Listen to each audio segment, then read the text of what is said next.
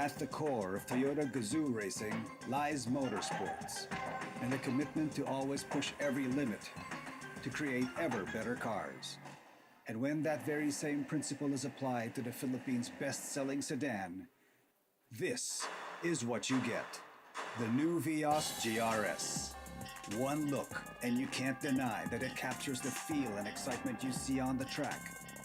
It's designed forged with Gazoo Racing's innovative motorsport architecture, with remarkable black accent details so you command attention.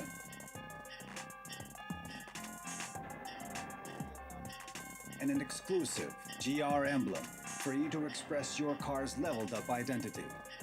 On the inside, the Vios GRS now houses semi-bucket sports seats that emulate a racing cockpit, so you feel more of that Toyota Gazoo racing competitive spirit. More than its appealing new aesthetics, the new Vios GRS does not compromise on safety and is still the quality, durable, and reliable car that you know and trust.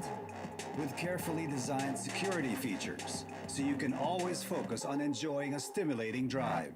As for performance, the Vios GRS drives sensational with precise shifting and a sporty, manual feel to satisfy your thirst for thrill. On the road or on the track, always be ready for a heart-racing, exhilarating ride. The new Vios GRS. Bring on the thrill.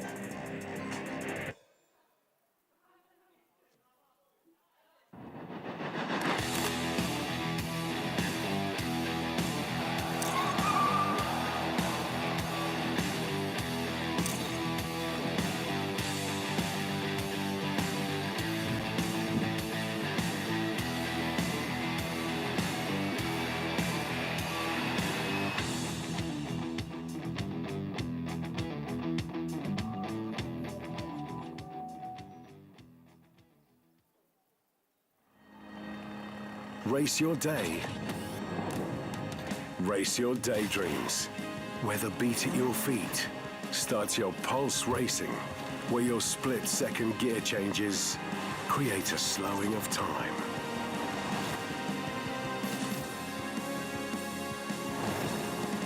The all-new rally-bred GR Yaris.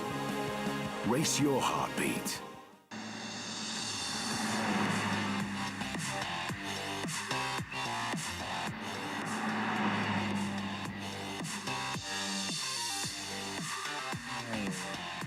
All right, welcome back, ladies and gentlemen, to the GR2, the Gazoo Racing Vios Cup. I'm James Deacon. And I'm Gabby de la Merced. And we're here till, well, when it's all over. I guess that's our job. Until the final car crosses the checkered flag and they get awarded for it. You will be with us until that time. So thank you for joining us wherever you might be, whether you're here at the racetrack in the flesh, because we have opened it up now to face-to-face and live events with live people. And we're also welcoming you, whether you're watching us on YouTube, Facebook, or wherever you might be watching us from. Yes, from the comforts of your home. Absolutely. But you know what they say about comforts? It's getting out of your comfort zone where life begins. Life begins right outside your comfort zone. So join us here. And if you can't make it down here in time, well, at least keep us tuned in the background, because we'll be bringing you all the action trackside and blow by blow, wheel by wheel, everything that's going to happen up until we end the day. We've still got race number 3 happening. And speaking of action, we're actually preparing for that right now. All right. Yeah, so for me, this was my first experience with the whole autocross, and it brought back a slew of memories.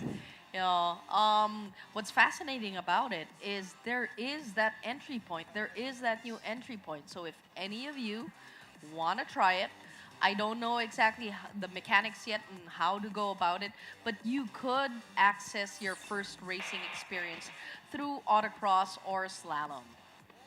It's a great way to get started, as Gab said. I mean, it's also a very cost-efficient way to get started. And we also saw a lot of people who were getting started there, that moving up in through the ranks. And those ranks we'll be showing you later on in the afternoon, because we still have promotional and super sporting and sporting classes to race. We're going to be finding out how that's going to unfold. We've had sort of a very topsy-turvy weekend so far. A lot of positions have been changed, and every time somebody wins a race, they have to add some ballast to their car. Yep. So just when you think you got it all figured out, and you think, I know what's going to happen here, I know the script, it gets flipped on its head. That's why we get up every on these weekends to watch these races, because anything can happen, and as we like to say around here, it usually does.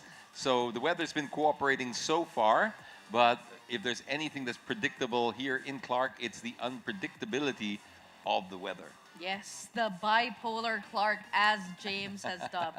You know, what's fascinating about watching one of these weekends is that you get everything from the start. You get the whole ladder experience, from autocross to promotional to sporting and the creme de la creme, super sporting, and to see the reactions of our fabulous bystanders and watchers here. Oh, speaking of which, let's find out what the reactions are like. Let's cross over to Darbs. Kuya Darbs, what's going on over there? Hey, James. All good here. As you can see, I am in the middle of the crowd. Together with me, our group of friends. How are you? Okay lang po. So this is your first time here ba in Toyota Vios Racing? Yes po. Okay. Now, what I wanted to ask you guys is that, what was your expectation? Nahihiya siya. Oh. Anong expectation mo dito nung pumunta ka?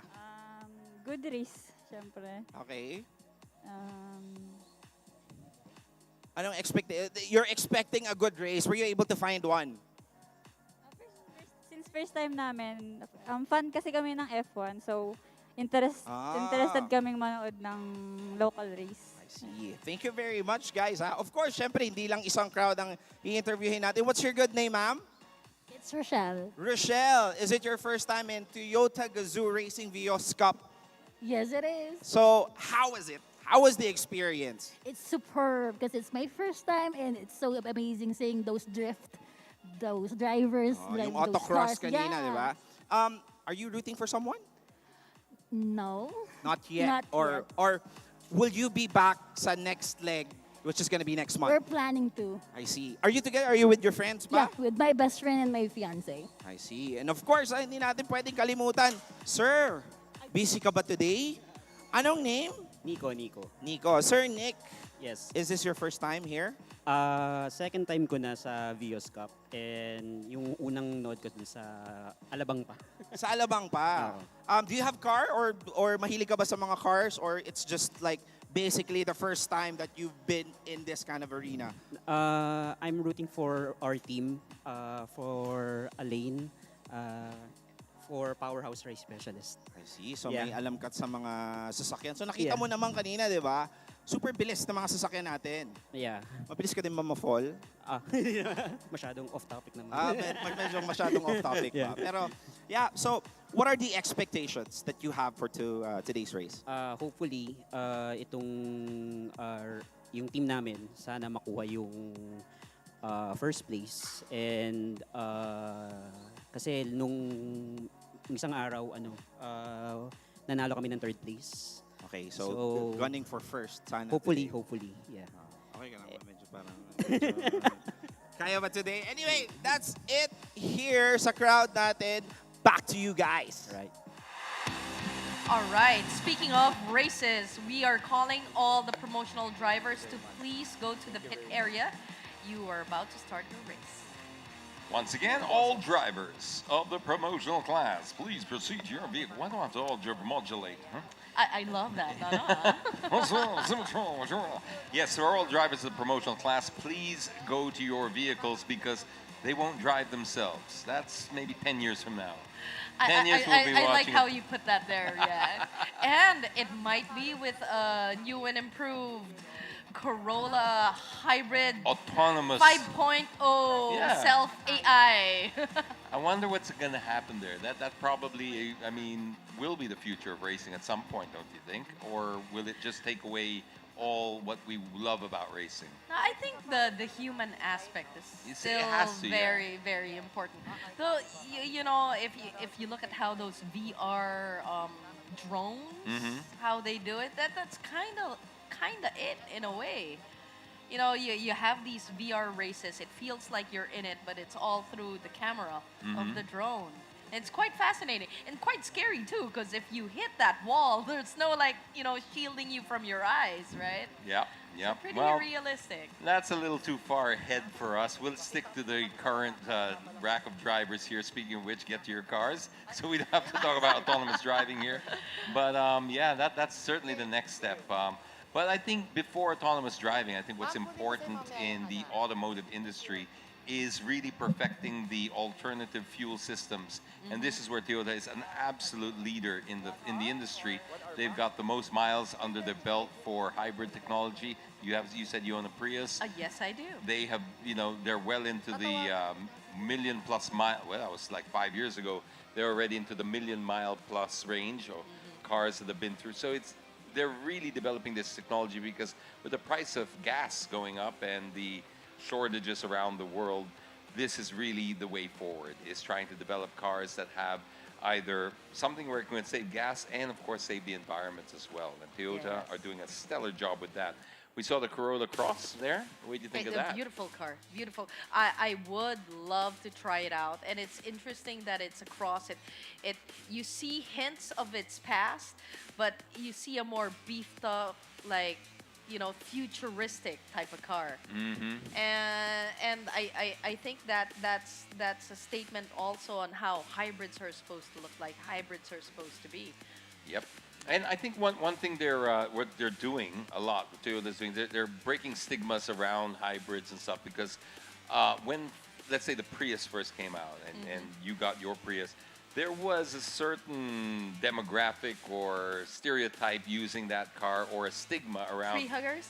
Yeah, tree huggers and but now, after like winning Le Mans, I mean, yes, and that just is true. taking the most prestigious endurance race of all time, it changed, and now it's very cool to own a hybrid.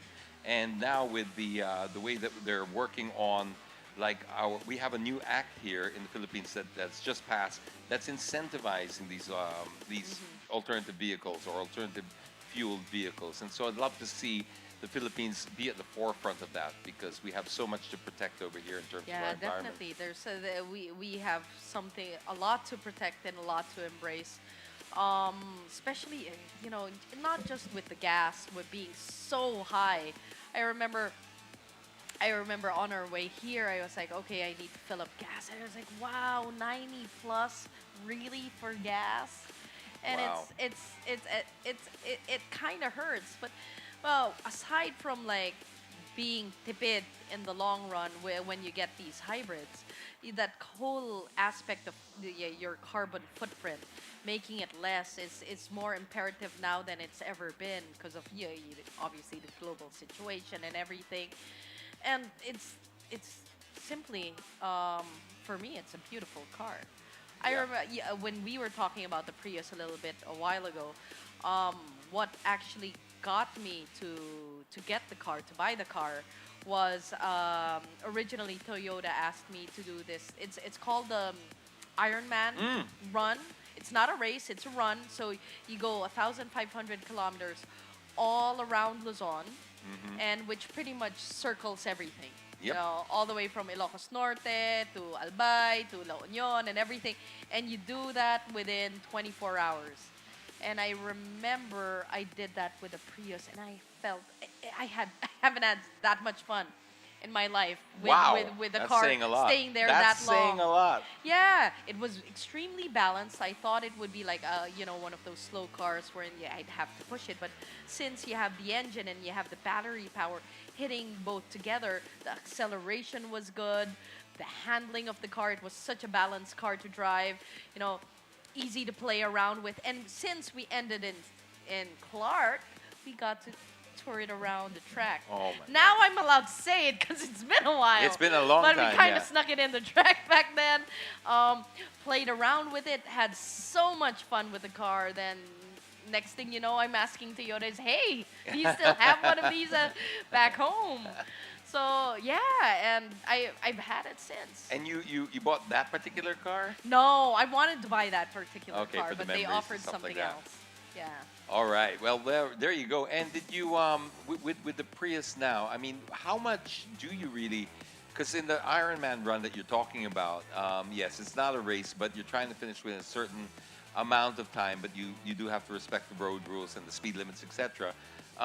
But you gain an advantage because you fill up less. Is that Yes, was you that fill your? up less. Actually, it usually, especially when during that time I was doing Ironmans every year with different cars, depending on the cars that they would let me use, and you more or less have a set of like gas stations you would stop at, and we had that routine.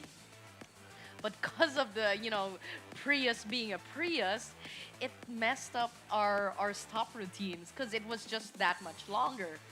Yeah. Before I had to fill up the gas. So it was interesting. So it had a whole new set of rules, and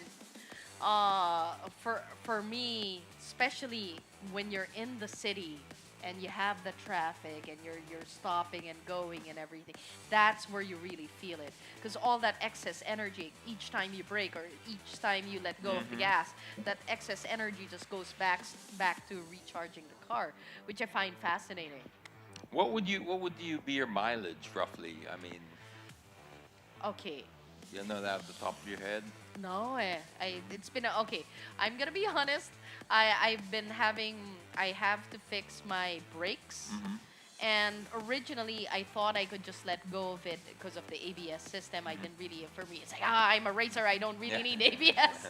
But apparently, with the Prius, since it's regenerative, Yes, I was you need the brakes to generate power for the battery. It automatically just stops, and um, it's just constantly there if you don't fix it. So I've been working a way through that. Okay. But it is definitely the way forward. I think we were talking about it earlier as we were doing the opening ceremonies. One thing about the hybrid is a great transitional technology because there's no one solution to alternative fuels because different regions will have different requirements and needs and stuff. So a lot of people here want to embrace this new environmentally friendly technology, but they're kind of worried about range anxiety. And that's a genuine concern. Yes. Because if your car is 100% EV and you don't have a plug, going to Baguio or Tuguegarao or something like that, you just not take it. And so people Yeah. get scared. But with a hybrid, you've got that best of both worlds because you do have a gasoline engine, a combustion engine that's able to power up the battery as well, and you're using it in tandem. And like Gab said, when you're in the city, that's when it pays its biggest dividends because of the stop-start. Yeah, the stop start, and obviously it's run with gas. Yes. And it's a lot easy, because me, I'm fascinated with EV, and it's nice that like some malls like SM and stuff like that have EV stations. But what I realized also, there isn't a universal plug, so only certain manufacturers will carry this plug. It's kind of like our C charger and our Android charger and all that. Lightning. It's like, yeah, and it's not like one of those things wherein like you can put it in your pocket. If that particular station has an EV station and it doesn't have your plug, what are you to do? Yep. So I still think it's still a bit early. Best option for me would still be a hybrid.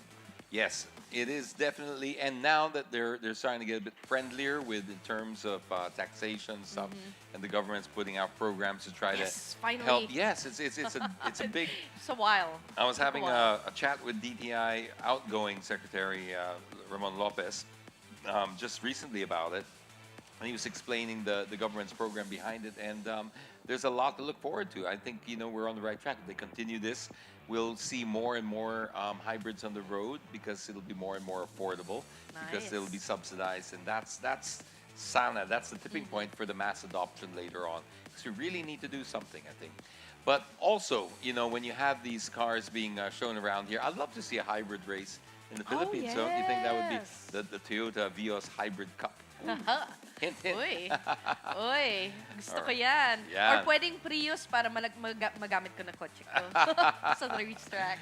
Well, for right now, we're still racing with the Vios Cup, and we still have a couple more races to get through, and 3 different categories in 2 races. So we have our promotional Yes. class, we have our sporting, and our super sporting class.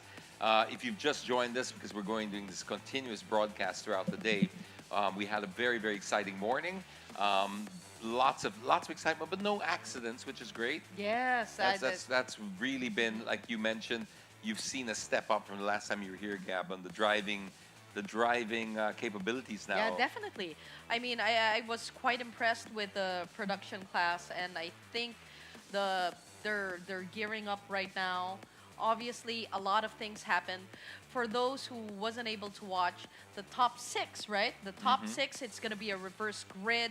So whoever went first will become sixth place, second place, fifth place, and vice versa. And it's not just that; it also comes with ballasts. Yes. So we don't know how much ballast, but depending on if you're first, second, or third, obviously it gets heavier as you get, higher in your points or your standing. So they're gonna be obviously first. It has the most ballast, and he's gonna be in sixth place. So that's where it gets a lot of, It's crazy. it gets tricky and it gets exciting. Most I won't say most, especially in races over here. It gets exciting all throughout. But a lot of action obviously happens at the first lap, which I really recommend you guys staying because it'll be any minute now. So, yeah. Yep, definitely stay until the last race, the last lap, where they have everything to play for and the guaranteed excitement there. And if you're still within the Clark area, perhaps you're watching us, you're a resident around Angeles City or something like that, come on and join us. It's free entry. It's a lot of fun down here, a lot of great energy and atmosphere, and you get to see the final race, of course. And like I said, no charge whatsoever.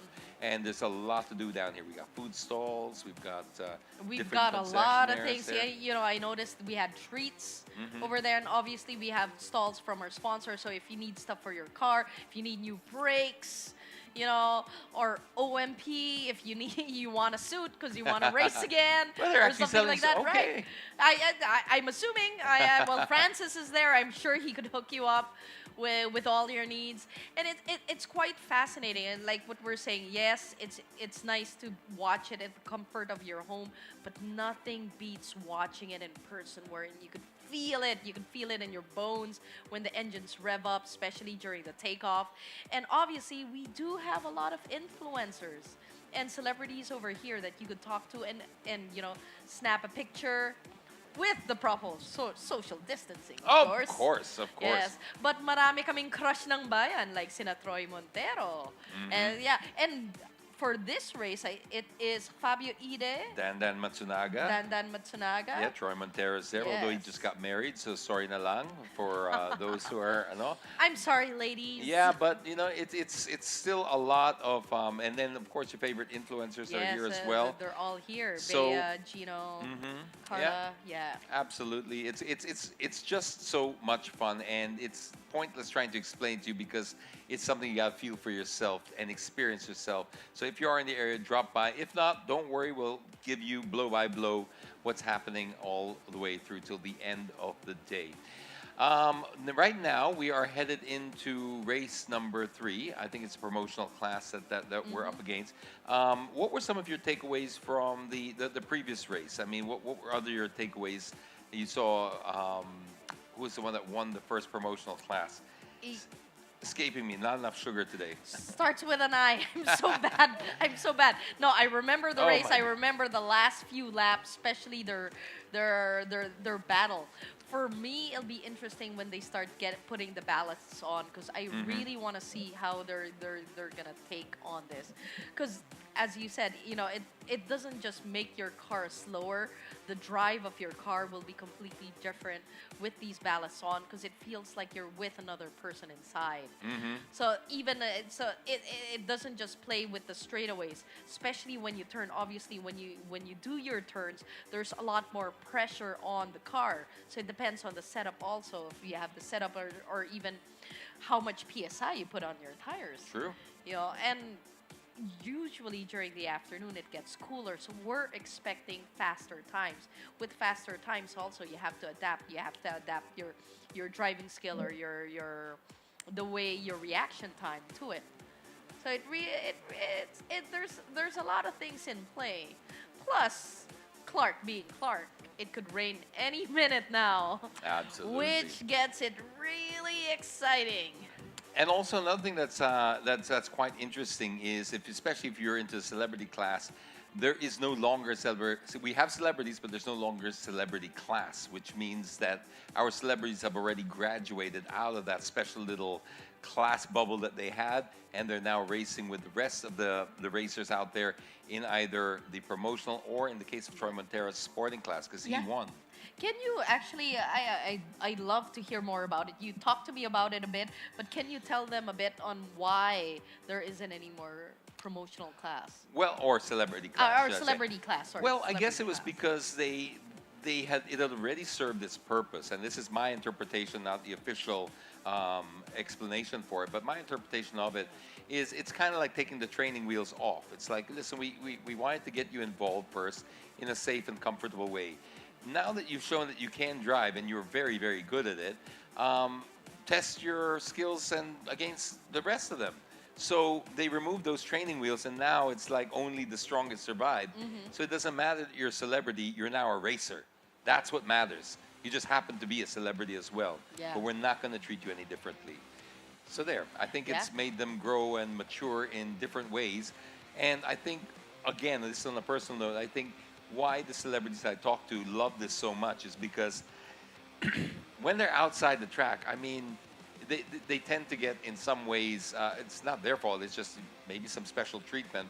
And most celebrities I know, they just want to be treated like everyone else. They like that feeling to be treated like everyone else, not given an advantage over anything. When you're on a racetrack, nobody cares. That is true. How many followers you have on Facebook, how many movies you made, how many whatever. You're all just racing for that one prize. Yep. So, boy, do they treat you like anybody else. There's a certain genuine authenticity about that knowing that you really, it doesn't matter, you're all equal in that car. And they love it. I mean, this is, again, just putting through stories that have been told to me throughout the years of doing this Vios Cup, that celebrities do enjoy that. It's because they really feel like they belong. They're treated like everyone else, no special treatment. Yeah. You know what? It really is like that. As soon as you're at the track, as soon as the lights go off, it's just pure carnal instinct that takes over.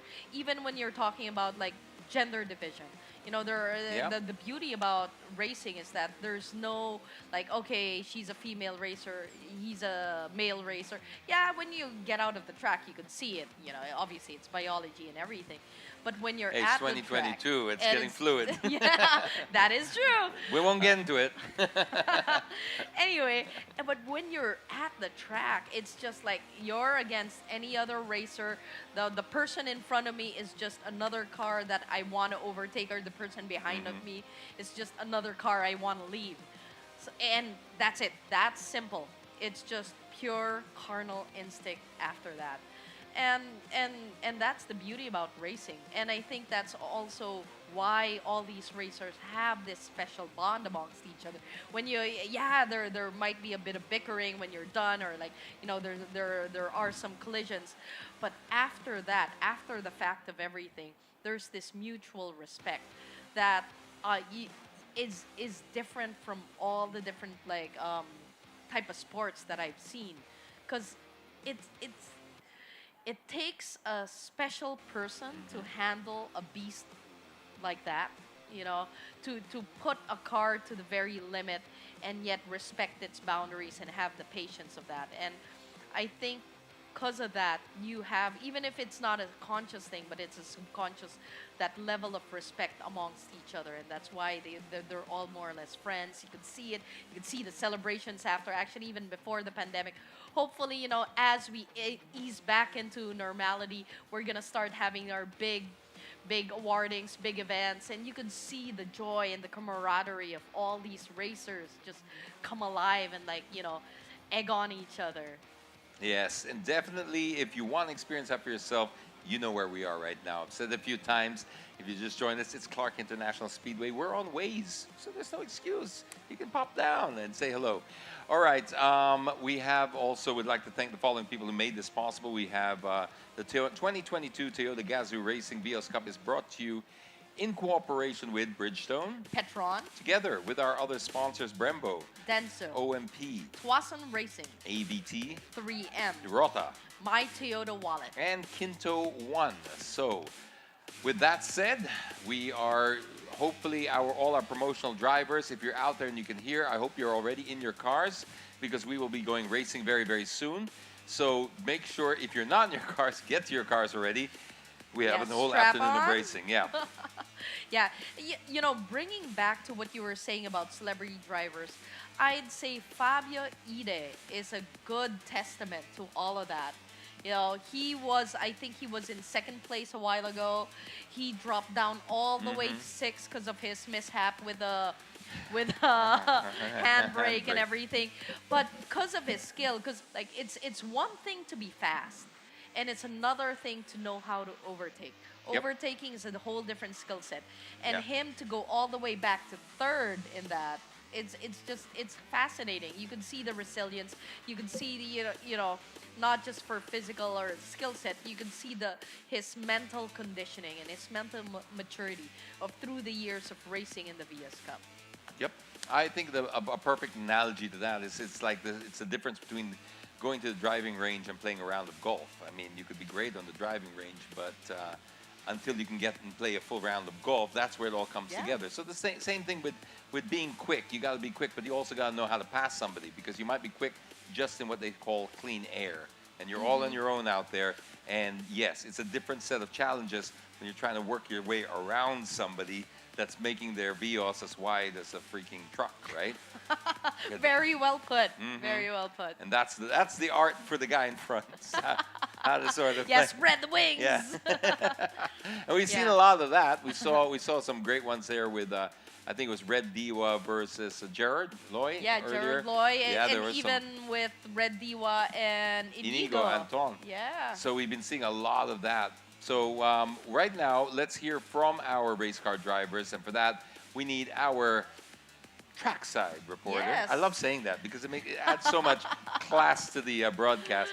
Our trackside reporter, Jut. Jut, what's going on there?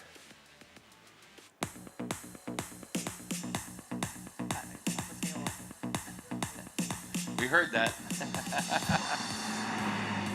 We heard the magpapasayaw. We want to see it, Jut. We want to see your dance.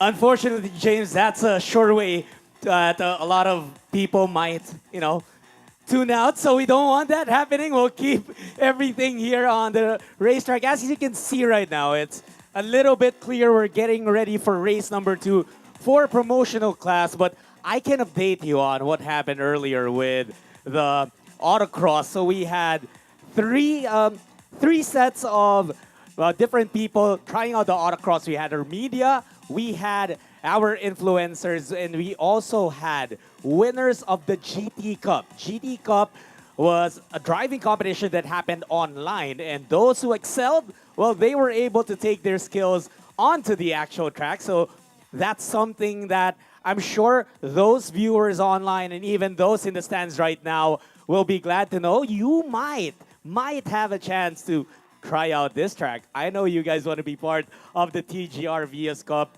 but everyone, I heard that what was tricky to them was the 540 turn that you guys saw earlier, although it was a lot of very impressive times and techniques that we saw there. It's still a very, very festive day, and right here you'll see that the weather is really cooperating. You guys did mention earlier that, it was starting to look like it might rain. Nope. Mother Nature is giving us great weather here in Clark for the TGR Vios Cup 2022. And almost set. We have our cars lined up here. This is going to be race 3 of leg 1 of the promotional class, again, of TGR Vios Cup 2022. And earlier, we had Ian Rosales topping this one. It was a 1-2 finish for Team Toyota Cebu with Fabio Ide taking 3rd place. But as you guys have been explaining very, very well, the thing with the first 3, the top 3 finishers will have ballasts, weights put on their car And that will mean a little bit more of a challenge coming the next race. However, we do trust these drivers on the track. We know how skilled they are. We've seen some of them year after year here in the TGR Vios Cup.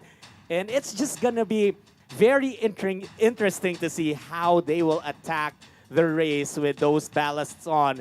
Some of them mentioned that they got a big boost by having no ballasts and starting in the fourth and a farther position. But you always want to get those points and a podium finish. However, this is also one thing that they keep in mind. It's a long race. Some of them are going for wins this early, some of them playing the season points. So there are a lot of ways to attack, and we leave that up to the teams and the drivers to discuss. But make no mistake, everyone is going for the championship here in race number 3, and we are going to be seeing some exciting stuff. We already have from the first race yesterday up to race number 2 earlier today. We are going to be bringing you more action from the Clark International Speedway here in the TGR Vios Cup 2022. Again, we'd like to thank each and every one of you with us here in the stands and those watching on our live stream. And we ask you, please let us know how you feel about everything you've seen so far. Who do you think is gonna win in race 3, at least for the promotional class first? Are you guys cheering for Fabio Ide? Do you think it's gonna be Ian Rosales once again? All that is left to be seen, and we're just thrilled. Right now, the drivers already in their cars, they're lined up, they're about to get their warm-up information lap, and in just a bit, we're gonna hear those engines revving, and it's gonna be an intense battle once again. It always is here in the TGR Vios Cup 2022. And later on, by the way, we'll also see the next round, the semifinals and the finals of Autocross. And please stay with us until the very end, because we are also going to have the awarding ceremony for race number 3 as well as our Autocross. I know a lot of you waiting for your favorite influencers and personalities really take the track, and there were a lot of them who showed great improvement from their performance last season. We hear some celebrating here in the track, and there will be a lot more reasons to celebrate later on as we see these cars. They will be pushed to the limit. If you guys thought that the excitement that we saw in race number 2 was already enough, I guarantee not yet. Things continue to heat up. And the great thing is, this is only leg 1 of the TGR Vios Cup 2022. There will definitely be a lot more to come. I know that today, if you guys are tuning into the TGR Vios Cup for the first time, you might be choosing your favorite drivers already, or you might have some of those drivers that you have already been waiting to see. It's also great to see the improvement again, from last year's performances of these drivers. Do remember that this is it's an OMR race, one make race, meaning the configuration of these cars are all the same. And it really is a test of the skill, the driving abilities of these drivers. Right now here, trackside, drivers are being asked to switch their engines on. And if you're hearing that, it's some revving from the cars who are roaring to go. And there they go, they fly for the warm-up lap. I wish I could explain to you how exhilarating it is to be trackside and just hear the revs of those cars and then go off. But again, this is just the warm-up lap. They will be testing the lap here, and at this point, we'll turn it over back to James and Gabby as we get ready for race number 3. Thanks, Jut. Appreciate that. And yes, you're right. There's nothing quite like being right there trackside when all those engines start revving up and boom, boom, boom, boom, and then take off. But we're still in our formation lap, so let's check out the starting grid and see how they start. In pole position, we've got Alain Alzona, I think from General Santos City, Toyota General Santos. How cool is that? In second place, Yes, we have Danielle Matsunaga, our heartthrob. followed by third place, Julia de los Angeles from the Avengers Racing Team. Racing the flag for the female team. And then we have another heartthrob at number 4, Fabio Ide. And in fifth place, we have Alan Palacios from Toyota Team Cebu. And then we had our formal pole and finisher from last race, Ian Rosales. And we have Jay Lau from the OTR Racing Team. Then Fervin Gureya. In 8th place, and in 9th, it's Romel Guevara. And the last spot. In 10th, Teddy Javines. Okay, so now we've seen a bit of a mix-up again in the grid. Ian Rosales was our race winner from the first race, but you'll notice he's in 6th place. This is not a mistake. Do not try to adjust your television sets. Who wants this? On the internet. Don't try to adjust whatever you see, because we do a reverse grid. And the reason we do this is because it makes it a lot more exciting.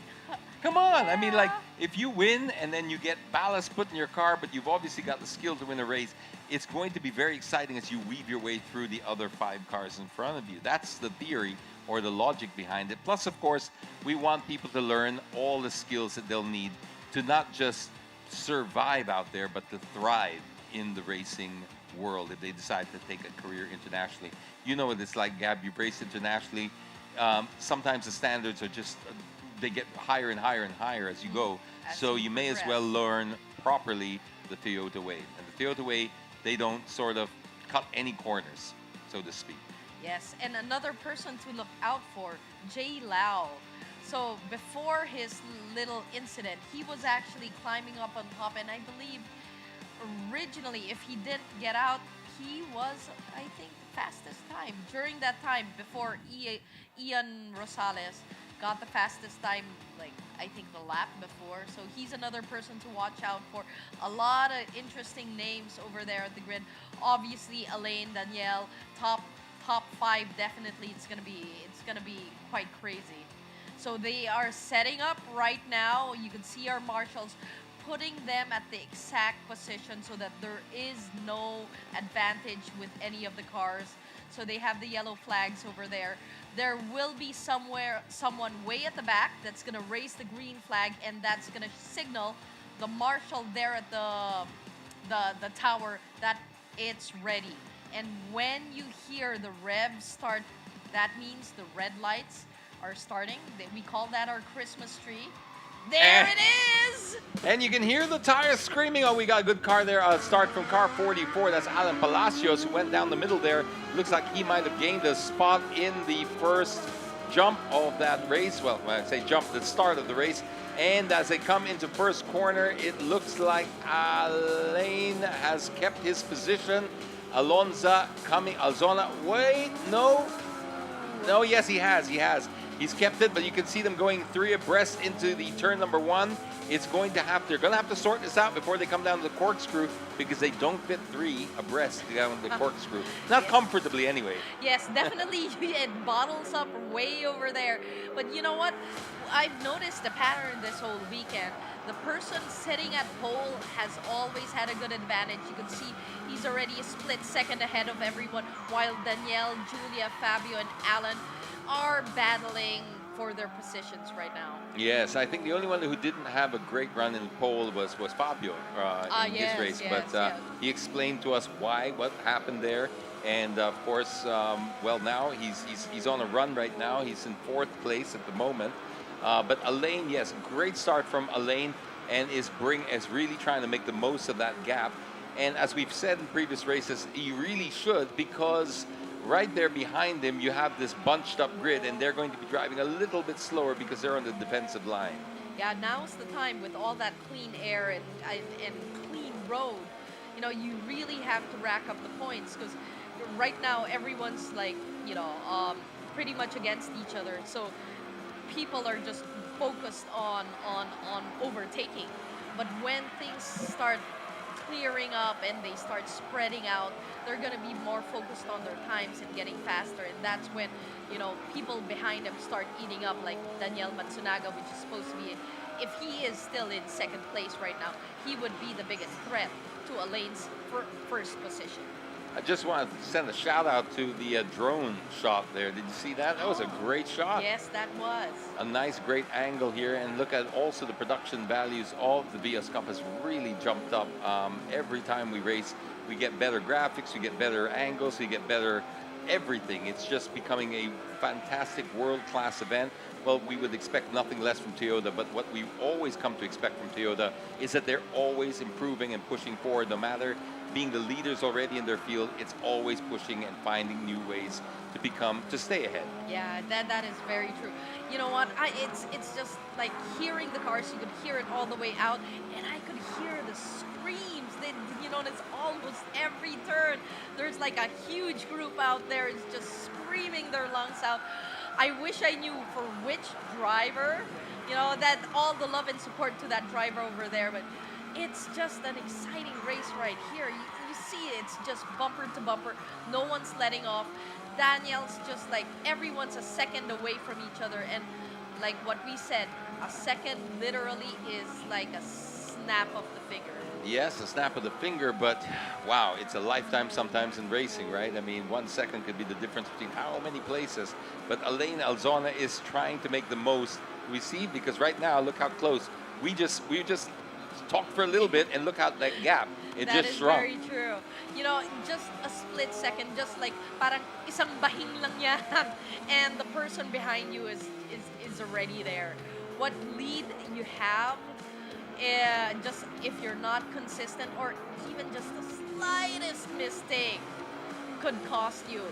And look at Danielle, he's right on Elaine's tail, and that could get quite intense. That could get quite that's frustrating. very, very you're intense. just like, instead of focusing on the road, you're focusing at your side mirror or rear view mirror, and that's where it gets tricky. That's where errors come in. So we'll have to see on how emotionally and stable he is for something like that, for someone breathing down your neck. And it's been only one lap, 11 laps is this, and no joke. Oh! And speaking of, woo! And that was a close one. Danielle Matsunaga, look at him. He's right there on the back bumper all over him of Elaine Alzona as they come into this. Oh, look, Daniel's it's a double A. Daniel's got to trim back a little bit here. He's got to invest in this one. He's actually pretty smart of that. Look how close he is. Oh, whoa. That's beautiful. Wow, look at that. Danielle Matsunaga, I mean, these Brazilians have a natural competitive streak, especially when it comes to driving. The great Ayrton Senna from Brazil, of course, and he's also half Japanese, and we've had some great Japanese drivers too. I think it's all just coming out. I used to remember before with Fabio, he used to watch like F1 movies the night before the race, like Rush. Oh, wow. We go through all these different F1 movies just to get pumped up. I wonder what Danielle watched last night. Maybe a Top Gun. Yes, Top Gun would definitely get those juices flowing for sure. Man, but it is quite exciting. Danielle obviously is making it known that he is right behind them. And there's also a mid-battle between Fabio Ite and J. Lau. Or has J. Lau just overtaken Fabio Ite? I don't know, but there's a bit of an accordion there, sandwiched up. This accordion effect that's going on in the middle of the grid. So we really got to keep our eyes on all sections of the race because there's battles brewing everywhere. This is the shot I was talking about. It's a great shot. Yeah. From the drone. It almost makes it feel like a video game. Right? Yes, it really does. It really does. We're okay now. Elaine's got a lot of pressure from Danielle Matsunaga. I would love to see Daniel, win a race in promotional class because it's like we said, we take it away celebrity classes and stuff like that. I know he's been he's been working very hard, this guy, on improving his driving, and it's showing now. Definitely. I mean, I remember when the celebrity class would always have their races. They were still, at least the majority, would be behind everyone in the promotional class. But look at this. Yeah, it's a good reason why to take out the promotional, the celebrity class. 'Cause look at the promotional class. I mean, they're there. They're there at the top. Well, I'll also encourage you to keep your eyes on car number 44. Number 66. Oh, Jay no. Lau had another incident. You know, and he was doing so well last time as well. Yes, he was. He was doing very well. But keep an eye not just on these two, Danielle Matsunaga versus Alain Alzona, but there is this threat from Ian Rosales, who's already bumped his way up the field. I don't know if he's in fourth or third now, but he has jumped up from sixth place. He was our race winner last one. Watch Danielle Matsunaga, nice clean exit out of that corner. Looks like he might have the momentum to challenge him at turn number 1 over here.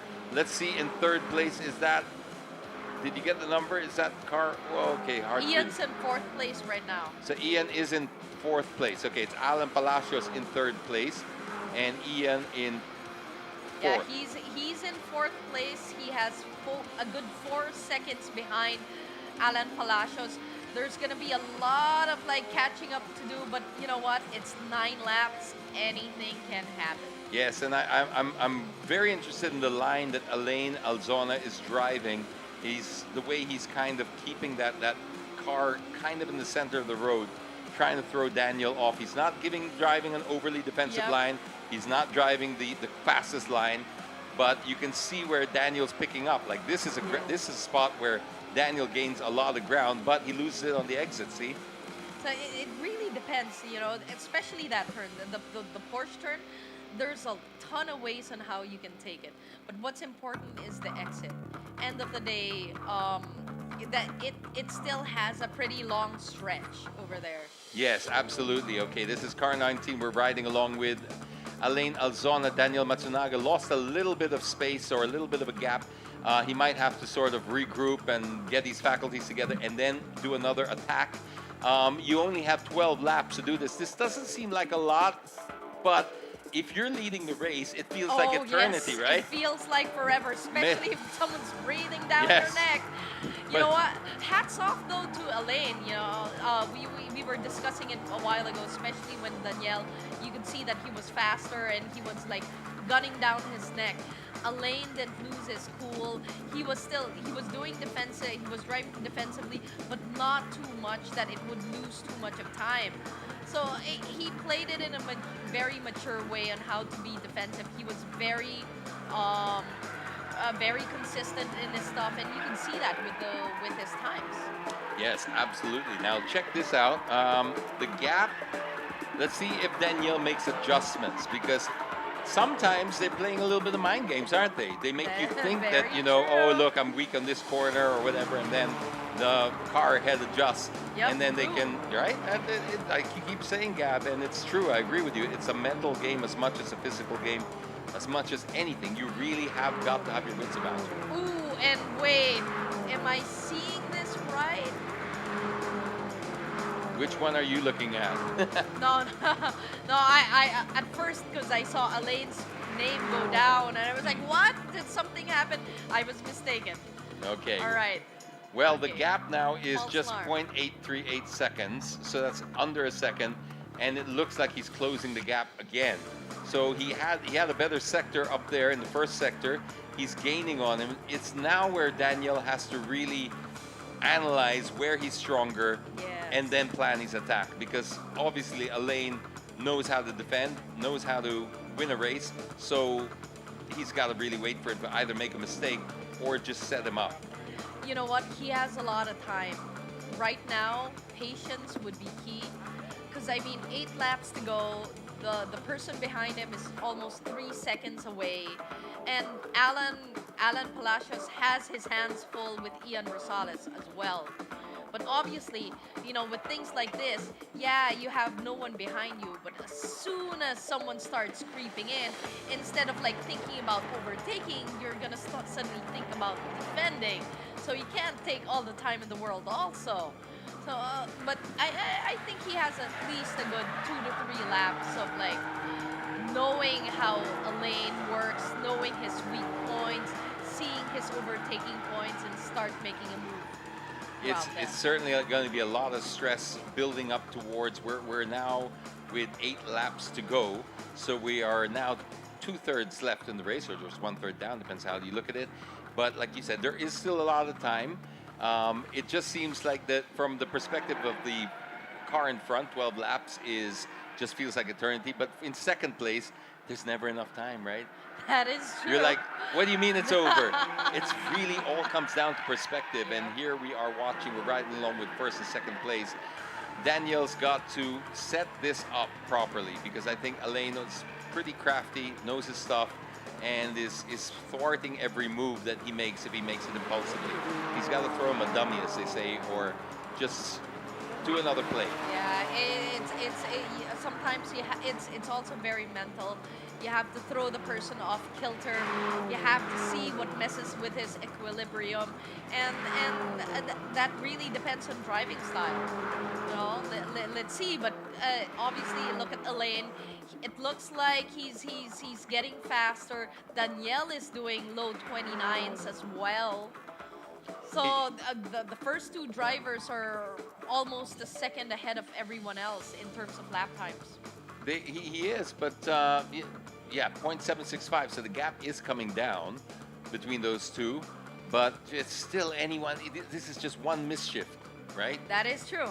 That's just one misshift, one slight overshoot in a turn, you break. And that's it. 2, 3, 4 meters later, Yep. and then you overshoot a little bit. There's that gap gone. Yeah. That's why this is very difficult to just put down to the numbers, because it can get very, very tricky. Just one mistake can cost you the race. But Daniel's looking good. Yeah, it's quite interesting seeing these two drivers race, because you know that they're close to each other, yet they're not exactly. No one's defending. No one's defending as of yet. But if you're looking at the times, it's close enough to, you know, maybe steal and overtake them there. So it gets a lot more tricky, because you know that they're doing it with record times. Yeah. And I think if you want to see these guys, like, you know, you want to take it to the next level. We were talking about home court advantage being 1 second a lap. I think if you want to get 2 seconds a lap, you just play the Top Gun soundtrack. Yes. And we do. I think they still have the radios there, right? I think so. I think they do. I think in terms of like the policy with Toyota, you still have the radio, you still have the air conditioning, and that's part of everything. That's part of the weighing system. Over here, you can't just take anything out. You can't just rip anything out. As we were talking about, it's a production series we're in. It's a one make. You know, you can't do your own thing. There's rules within the system, which is what makes it interesting. Everyone plays in an equal playground, and it's skill set and learning how to tune and hone your car that separates you from the rest. Absolutely. And some of the more painful stories I've heard of that, or I've witnessed myself. I remember one guy losing a race because he was disqualified after after the scrutineers noticed that his spark plugs were a different brand. And people were like, it hurts, because he was like, hey, there's no performance advantage. It doesn't matter. Well, that's subjective, because, you know, a good spark plug can give you some. But it doesn't matter. Rules are rules. This is a one-make series. You got to stick with the rules. So even if you did not technically gain a performance advantage, it's just against the rules. And he lost he was stripped. Oh, I know that. Okay. You know, remember that? I actually had a race wherein I was DNF'd. I lost the race because I had an aftermarket, something so trivial for the cooler. Basically, I couldn't buy a new, like, cooler reserve. Like coolant? Not for, yeah, the thing for the coolant. Okay. No, not even the liquid. The holder. The holder. The plastic holder that holds the Yeah, overflow. it was something so random, so trivial, aftermarket part, and boom! Wow. That is painful. That's very painful. Yeah, but and it hurt. I was gunning for overall for the year that time. Oh! So it really hurt. So those little things do matter. Absolutely. Okay, here we are with riding along with the leader, Elaine Alzona, car number 19 in first position. We're exactly at the halfway point of the race gap. We still got, we got now 15 minutes or so to go in this race, another 6 laps. Can Danielle Matsunaga do anything here to answer back Elaine Alzona, who has been leading this race since pole position? Yeah, we're seeing just a little bit of a difference now. You know, it's already they're a second apart, but a second is, like I said, just a snap. Alan Palacios and Ian Rosales are getting into their spacing between. They're both 4 seconds away from each other. No, 4 seconds away, and then Ian Rosales is quite far actually, which is almost 8.5 seconds away. Along with J Lau. J Lau had a bit of an incident. He was already in 4th place a while ago. He dropped down because of either an overshoot or a collision accident we weren't able to see. But aside from that, everyone's pretty much stable in their grid precisions right now. Ooh. And that is that. We're turning in. Okay, there are 5 laps left, you guys. And like what we said a while ago, it's the last set of laps wherein all the action happens. Exactly, because if you just joined us, we've been saying this throughout the afternoon. Just prepare yourself for the last few laps, because this is when they've got nothing left to lose. Their cars are going to be completely sort of worked on after this, semi-overhaul, at least in terms of racing, fresh tires, fresh brakes, mechanics are going to pull everything apart. So they're not trying to preserve anymore for the next round. So they're going to leave it all in the track, is what we're saying. And this always provides for exciting racing. Not to mention the threat of a little bit of rain that may or may not come. And you know what? We were talking about it also. The last race. Usually, the last race has a tendency to make you bolder. You know, it's the last thing. You've got nothing to lose. You know, it's now or never. It's either I do this or regret it till the next race, which is a long time from now. And you know what it's like, Gab, right? When you're in a community of racers and stuff, and you're only as good as your last win. That's the saying in almost every sport, or you're only as good as your last whatever. So if you win the last race and there's a break for 2 months, 3 months, you're on top of the world for 2, 3 months. Oh yes. If you and suck, that helps, huh? Of That course helps it with helps. the morale. That It helps does. with your conditioning. Helps with getting into the next leg. Absolutely. But so if you end this race, kulela, you got 2 months of like self-flagellation. Yeah. Masakit yun. And nobody wants to do that. So here, everybody's gonna leave it here on the track. I'm pretty much look already. You can start to see the aggression coming from Danielle Matsunaga. It's like he's on his second charge now, his second win. He's like, okay, I gave you a couple of laps rest there. I let my car sort of rest a little bit, but now I'm coming after you. He can afford to do this 2 or 3 more times before the end of the race, but he's gotta start putting a strategy together if he wants that top spot. Yeah, you know what? It could be a strategy. You know, he's waiting for Elaine to let his guards down before he hits again. It could be like that, or it could be he's getting that breathing room and everything. Because if you're looking at the times, they've been very consistent at the times. We're doing 2 minutes 29.5, so it's mid 29s all throughout. No one's making mistake. And if you look at how Elaine is, it looks like he's very level-headed. So if he is looking for a driver error, it's gonna be rare that he's gonna get one, unless he goes like at its throat, kind of shows him like, hey, I'm here. But it looks like Danielle is the type of driver that's just like, okay, I'm keeping my cool. Let me see where I'm at advantageous and I'm gonna try to overtake. Yes, and I think Danielle's being also, we got to give him also a lot of credit for being mature as well, the way he's approaching this, because he's so close. He can smell it, right? That is true. And sometimes that does crazy things to a person's mind, as they just get a little bit too chaotic, a little bit too desperate.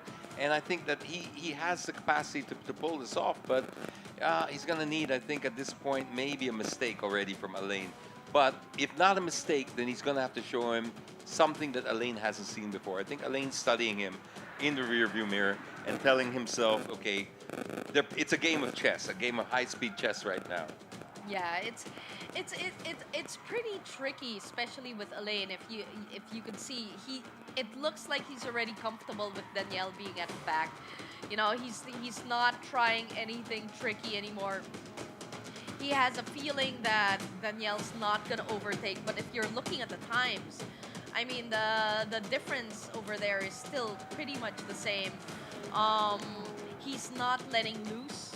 And it's also hard for someone in second. Like, you've seen it with Jay Lau a while ago. He tried overtaking, and it was detrimental to him in a sense that he spun out, or there was a collision we didn't exactly see on TV, but we saw him go down like 6 spots. From like being from top 3 doing all the way that, and that hurts. So Danielle knows he cannot do something that reckless, so to speak, or that tricky. So he's in this tough spot wherein he knows he has to overtake, and it's like time is getting thin in the sense that it's 3 laps left. So it's either he's just setting it up for just one big takeover, or he's still just like trying to get closer, trying to see, you know, how close he could get. And he's quicker in a way. Well, not in the exact last lap, but he has been quicker in previous laps than Alain. And but yet it's just not enough. Once he catches him, boom, the gap builds again. But there are other battles building up down the middle of the pack there as well. We're down to our second lap, and we already have a bit of battle brewing down the middle, which we would love to see a little bit more of, because there's a lot of action there, and there's also a podium spot up for grabs there. Alan Palacios has to defend from Ian Rosales, who also did a great job coming from 6th, even with the ballast, to bring himself up to 4th place. So good job there from Ian Rosales. So if you look at it, Ian, okay, taking out the ballast and everything, you know, from 6th, like 1st to 6th, obviously it's a reverse grid and everything. You could see the different skill set. Everyone has skills. Because, you know, usually you're thinking, oh, okay, the guy from 1st obviously can overtake all the way and get himself back to 1st. No, it's a different story. Because you know that Alain and Danielle and Alan have their skills and have the right to be there in the top 3. Ooh! And, teammates once again! Again, it's going to happen again. It's going to happen again. Woo! Yeah. Wow, beautiful. Oh, and Beautiful. and it's, you know, I couldn't see the guy right behind, but he did an awesome move. That was just beautiful. Fishtailing at the back. That was beautiful. Oh. Beautiful. Ian Rosales, wow, great. How smooth was that? Ian Rosales just passed Alan Palacios, and I think also, yeah, I think definitely Alan. Wow, that was beautiful. Look at that. The way he came, car 69. And you could hear the crowd. And Julia de Los Angeles, that's right. Beautiful move. Way to have it in there. Because, okay, when overtaking in tracks like this, you also have to think of like what's the turn after that. Even if it's like, oh, it's a left-hander, obviously you have to stay in the left-hander. No, but if the next turn's a right-hander, you're still gonna be in the dark because you're still gonna be in the outside line. So it's not just thinking about the next turn; it's thinking about 3-4 turns ahead. And we're now at the last lap. Danielle, if you want to do anything, now is the time. All right, Danielle Matsunaga, this is it for you. But look at the battle brewing there with Julia de Los Angeles as well as Jay Lau and Ian Rosales. Ian is now up to 4th place, so Alan Palacios is still in 3rd place, so he's got that still secured. Wasn't sure if he lost it there because we didn't get the same angle, but it looks like he's got that there. But what a great job there from Ian Rosales. That was a really, did you see that? Yeah, it's very smooth. Very smooth move. You know, it takes a lot of confidence to do something like that. And obviously, Ian has it. Woo! Okay, we're heading down to the last lap already. Are we still accurate with that one, with laps 2 to go, or are we down to the last lap already? This is the last lap. Okay, so our timers are just a little bit off. So we're now into our last lap here of a 12-lap race. It looks like Alain Alzona has got this, but, you know, it's not over yet. It's not over yet, though he is holding strong, and with the way the gap looks like right now, Alain might take it home. But as you said, all right, here we go. nothing is definite till the checkered flag hits. Yeah, that's our version of the fat lady. So, and it's more politically correct too. Yes, it Are is. they even still allowed to say that nowadays? But you think you know what I mean. The checkered flag. Yeah, let's is not go there. Let's go back to the checkered flag. There right. he is at the double A. Okay, this is Fabio. like Fabio. Fabio Ide having a pretty difficult weekend, the poor guy. He's down in 8th. Okay, Yeah. so are we seeing the checkered flag? Is that the checkered flag Not already? yet. Not yet. Okay. Okay, so we have one now lap is to the go. last lap. Now is the last lap. All right. All right. Everything to play for, ladies and gentlemen. We're live here at the Clark International Speedway for the Toyota Gazoo Racing Vios Cup. We've got Alain Alzona in the lead, followed by Danielle Matsunaga, Alan Palacios, Ian Rosales in 4th place, Jay Lau in 5th. This is turning out to be a hell of a race as we have just barely 1 lap left until we find out who wins this one, Gab. You know, it's been quite interesting. Alain Alzona has been leading the pack comfortably, but Danielle Matsunaga is just a second behind, and we have all these things happening at the mid-grid. It's just so exciting. And you know what? It's the last race. It's their last race of this weekend. So if they want to overtake, now's the time to overtake, or forever hold your peace. Yes. All the way until the next race, which would be quite some time from now. It's going to be in August, right? Yes, I believe Next it's going to be race is sometime in in August. August. So that's a lot of marinating. Yeah. You're going to be either marinating. There's a lot of thinking. It's like, oh, should I have done it at this turn or that turn? Oh, wow. But it looks like there seems to be a pretty good gap. They're about to enter the Akasha, and they're abreast. Number 69, Ian Rosales versus number 66, Jay Lau. Jay Lau, once again, I think he's had it. What corner? What, is this a left or right hander? Oh! No, it's gonna. Oh! I think he took it. Ian keeps it. Yeah, because that's Akasha. There you go. Oh, and that's what Gab was wow. talking about with setting it up and understanding how the corners are going to flow. You got to think 2, 3, sometimes 4 corners ahead here. Better racers, they think in sequences, not just corners, right? They think in Yes, sequences. you have to think in sequences. Yes. You know, it's Here a it- good look. way. Ooh, We're there close. it is. We're There close. it is. We're close, but But we're you know coming what? towards the This double is A. already the checkered flag. This is the double A. Come on, Danielle Come Matsunaga! on. Come on! Come on, come on, come on. There's no favorites here. We just want to see a great race. We just want to see Yes. something super exciting happen. He's right on his tail. It doesn't look. It's gonna be hard. It's gonna be hard. Yeah, it's gonna be No, hard. But I no, think no, this goes to no. Elaine. This one goes to Elaine. Here comes the checkered flag. And the winner, Alain Alzona. Congratulations, followed by Danielle Matsunaga. And let us see how Alan Palacios, is he coming in next? Is it Alan Palacios in 3rd place? Is it? Is it? I think it the is. suspense. But I think it is. Yes, I it think, is. yeah. And then Ian Rosales, Jay Lau, Julia de Los Angeles. You know, Julia was playing quite a good job as well. You know, she was waiting for everyone else to dice it off, and she was just there at the back. It's like, hey, waiting for my move, waiting for my move.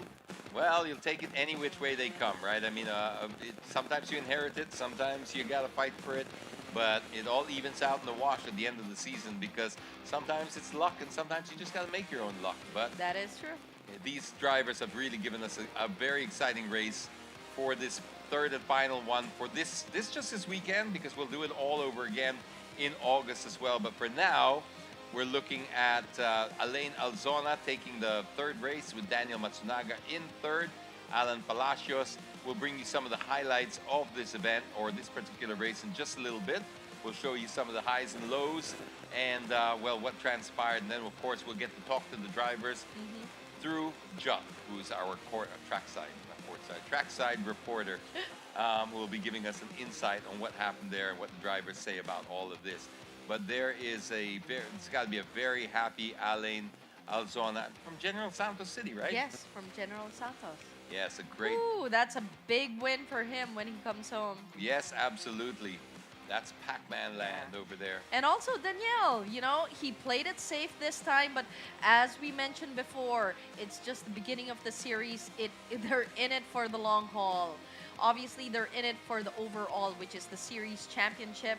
And with that, each and every race, you get a certain number of points, and it adds up all the way to the last race. And who comes up on top of that? We will see. Absolutely. And you know what? Unlike many other races here, if not all races here, this time they're actually playing not just for trophies, not just for bragging rights, but there's actual cash involved here. Yeah. At the end of the day, they're walking away with either 25, 15, or 10,000 pesos for first, second, and third, respectively. And at the end, somebody wins a Vios as well.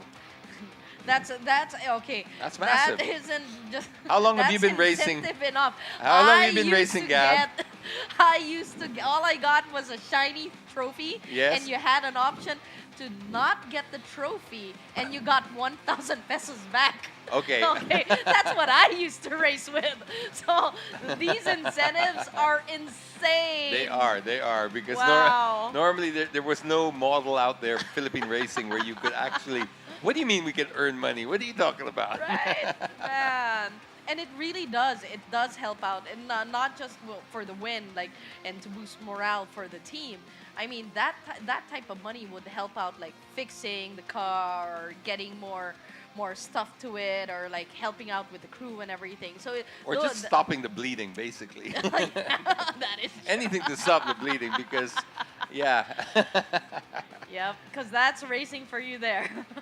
So there's a lot to play for, and like we said, when it comes to the teams itself, that's even more to play for, because later on, this becomes part of their marketing strategies. Of course, they build a greater customer base, knowing that these people work and operate as a team, and who doesn't want to be part of a winning team? Whether you're buying a car from them or just getting your car serviced to them, it's just that track record that they show here on the track, no pun intended.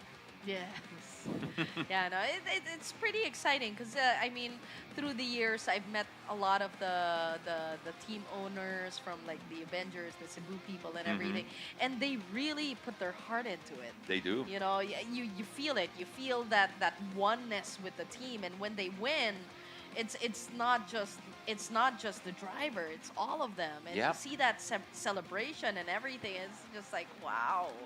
You know, you'll soon learn that, you know, it's just the world is made up of energy. So if you can create that good energy within your own corporation, company, team, whatever, that's invaluable. I think now more and more people are learning about that and understanding the value of it. And when you win together and lose together, you become stronger together, because that is really what racing provides, or any team sport. But with this, it's on steroids. It's sports on steroids, because, well, you've got these high-speed cars as well going around the track. And the amount of people involved to be able to just put this together, you know, it's like you got great sports out there like tennis and all that. It's just one person to coach maybe and a couple of other people. This one, it takes a village, as they say. Yes. And when they put you there, when they win together, that morale boost. When you lose together, the learning that you gain together.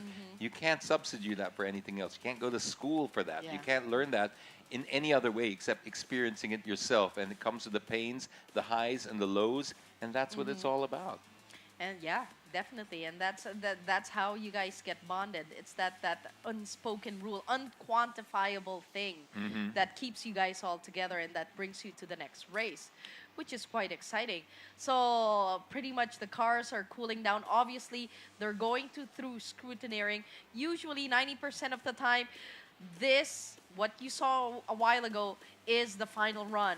But obviously, there's still that like small percentage wherein like, oh, you're a little too light. Even just a fraction of like a pound too light, you get disqualified. That's another thing, yeah.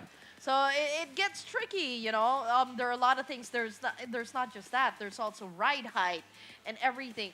There's such strict rules that you have to abide to, and that's where it gets quite interesting. And that's why I'm quite interested to see how Jut gets to talk to the people later. Yes, and you know, just a little piece of trivia for those who are not as into racing as we are.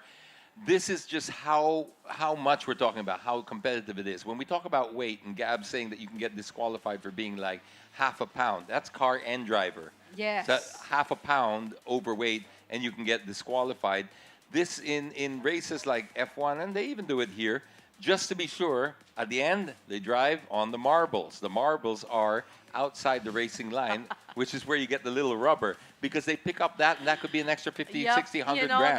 that could make or break the race. And it to has be done honest. before, yeah. That is true. Well, why don't we find out straight from the drivers, from their perspective, and for that, we're going to cross over to our trackside reporter. Yes, we have one.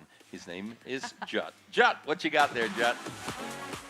Well, we are here with a car who crossed the finish line first, and the driver of that is Alain Alzona.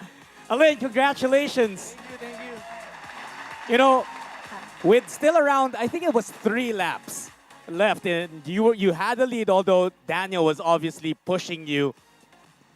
You had your garage, your supporters, your team. They were making some noise every time you entered the straight, and you were flashing right back at them. They came from General Santos yesterday, so I would love to show them back their support to me. And I just want to thank my sponsors, Boss Ronald Mascareñas and Toyota General Santos, for giving me this opportunity to race and the Vios Cup. You were obviously behind the wheel. You drove very well. But please talk about that team support, how much that boosts you, even though it's just you inside the car when you're on the track. Before the race, Coach Vip talked to me about some advice, and Coach Ivan Isada. They told me to make it every corner as perfect as possible, each corner at a time. So I retained that mindset all throughout the race. And one last question. You were really defending Danielle. Well, did you try to defend him, or were you just focused on, staying ahead and attacking that open road? Well, Daniel was very fast. He's always behind me but I just kept my composure and stay on my line and make it as fast as I can. Yes, you did, and you were the fastest out there. Congratulations again, Alain. General Santos being represented, and just to prove to you that, we have great drivers all over the country. The next one we're going to call in from Toyota Cebu, Alan. Yeah! You're back here, meaning Back. Bro. you had a great race once again. Woo! You are here again. I mean, we were just talking earlier about ballast, being put on your car whenever you finish in the top 3. That didn't bother you. The car was really hard to drive. I was understeering the whole time, but thank you, God. Thank you. I like to thank my team, Team Cebu, and all the guys from Iloilo City. Yeah. Yeah, Alan, just talk about how special this weekend has been. Just today, you drove to 2 incredible races, and you might be standing on the podium again in just a while. Yeah. I hope I do. And my teammate is here, so we're all happy. So, what a race, man! What a race! I'm out of breath. Here again is the support. It's always a team effort here on the track. Congratulations once so again. much. An incredible weekend for you. Incredible weekend, man. Congratulations, Alan. Thank As you, you can Toyota. see, thank you, Toyota, indeed. And that is how special, the 20, 30 minutes they spend on track. That's how rewarding it can get for these drivers. And it also goes to show how much passion is put into the hard work. That's hard work overflowing from these gentlemen. James and Gabby? That is pure happiness right there. That's what it's all about. Did you see? Yeah, I felt the love. Can you imagine when Alan? Can you imagine when Alan gets first place? Oh, yeah. That's third. Imagine what first would sound like. But you know what? That's genuine, authentic happiness right there. You can't buy that kind of happiness. Yeah, that's all. That's all. That's I all felt it all earned. the way through here. Yes, Wow. I did. It was contagious. So that's Team Cebu. I hope there's a lot of lechon out there for us because that's one way to celebrate. And of course, we had our race winner as well, Alain. Great job. Would be nice to hear from Dan. Maybe we'll get a message from Daniel soon. If not, we'll get that in awarding as well. Yes. You know what? And mystery solved. We now know who was supporting him. Everyone yes. from General Santos, and we were just talking about this, how that that boost of morale with like a group of people behind you just gets you that second faster, and it proves. Look at Elaine winning first. Yes, and you were mentioning the crowd. You were wondering, wow, who are these people, and why are they so passionate? Yes, they flew in all the way from General Santos City. Amazing. That is really amazing. Next up, you're going to be expecting our very own Drive to Survive series here for Vios. Oh, that'd be interesting. Yeah, then you'll know we've really made Yep. it. But for now, we will stick with us. We'll be your Drive to Survive team for now, and we'll bring you all the highlights and the lowlights as well. We don't like to leave anything out. And we still have the sporting and the super sporting class coming up later on in the afternoon. But in the meantime, we are going to turn over to Kuya Darbs as he's going to get, hopefully, some people from General Santos City. Darbs, let us know what's going on out there, man. I can hear Sounds the screams. festive. Hey, James, very happy kasi a person from my hometown won. And of course, kasama ko ngayon si Jerome. Yes, What can you say about the last race? Sobrang intense nung race. Akala ko maunahan pa, but still, also na, talagang, bam! Super git-gitan pero kahit papano, nauna pa rin siya. Yeah. Nasubukan mo na ba yun? Palagi kang nauna? Tapos Hindi sa ka mga- iniwan? Whew! Siyempre, part yan, part. I see. And one of the basic things about this race is that you can really feel the energy of the crowd and somehow, what can you say about those people kanina na nanonood while watching the event? I hope nag-enjoy lahat ng nanood ng event nito dahil racing. Ako first time ko ma-experience. First time mo din. I'm also a newbie here as well. So super exciting ng event. And of course, nandito tayo ngayon sa Toyota booth. And inviting you guys next leg, which is gonna be next month. Pupunta ka ba? Oo naman. Babalikan ko yung ganitong mga experience. So there you have it, guys. Back to you. Well, thank you very much, Kuya Darbs, and it's great to see that the excitement and the happiness is contagious and infectious all around General Santos City right now. They're going to be celebrating. I mean, to fly all the way over here to celebrate your driver, that says a lot. That's a lot of heart right there. And speaking of hearts, everyone gear up, and everyone from sporting and super sporting, please go to the pits, go to your cars, and let's get ready for the last race. All right, so let's check out the starting grid for the sporting and the super sporting class as we flash them up. Again, we do this in reverse order for the top 6. So this makes the race particularly interesting. In pole position, we've got Daryl De Leon from, he's a British driver. He's also 16 years old. Our and youngest. He's Yeah, technically right. our youngest by only a matter of months, but yes, he's up there. And on second, again, is Brian Ko. And in third place, we got John Dizon. John Dizon, also a very interesting driver because this guy was a sponsored driver, just local here from Pampanga. He took on Steve Bicknell's car. Do you remember Steve Yes, Bicknell? Okay. yes, Steve okay. Bicknell had his Vios that he bought, and he raced, and he eventually he won his championship, right, in the sporting class. And then instead of continuing, he gave it to John Dizon, who he just saw potential in. Wow. And he sponsored him, and boom, now he's Yes. So now we have fourth, Inigo Shotgun Anton. Naging Bring shotgun down na. the line. And Red Diwa in fifth. And sixth is our winner from last race, Gerald Lloyd. Then you got Lord Senyo in seventh place. Then we have napakagwapong but taken ng Troy Montero. Then we have Roy Sarmiento in ninth. And we have the lone female for the sporting, Myla Alivia. Yes, and we have Daryl Garbs in 11th. And his brother, Hiro Son Garbs. pala. Son, Yes, that's a sorry. father and son tandem. Son, And we got Hiro Joaquin Garbs. Garrido in Yes. 13th. And 14th is Miguel Quiñones. And Elise Menorca in 15th spot, although I don't think Elise is going to be here with us today. Yes. So you were right about Myla being our sole female driver just for today, but she normally races in this class. Yes, I'd be interested to see her race because I've been seeing her race in the endurance races, but I've never seen her sprint. Sprint is a whole different being from endurance because obviously endurance you're thinking about like conservation, you know, you're driving maybe 90%, whereas endurance you're just like 110% all the time. All the time. That's why you were saying when you get to the open road, you're just like, and somebody wants to cut and pass, okay, go. Go. The feeling. Please.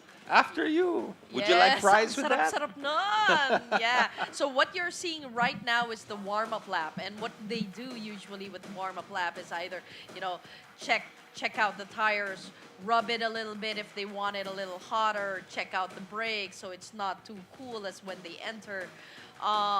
Some people also check out the steering when they scrub a bit.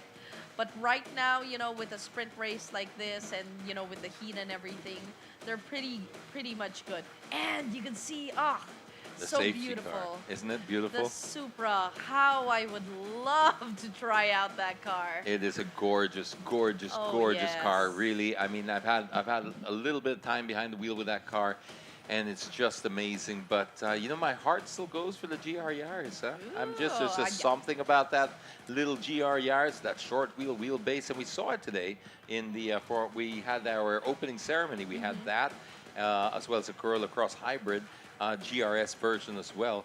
And I just love what they did with that little compact all-wheel drive, and lovely. I could imagine, you know, all that Sprite in something small and compact, and I think it looks great so fun too. to drive. It looks like a roller skate, you know. That is true. That is true. It has that like modern yet like classic sensibility to the car, right? It's got this stance, like it's hunched like, over, like come on, I'm ready to go. Yeah, that is true. That is true. And the nice thing about this is the GRS versions. They're all drawing on that incredible racing history and pedigree that Toyota have. And now they're just on fire, especially with their hybrid. I don't mean that literally on fire.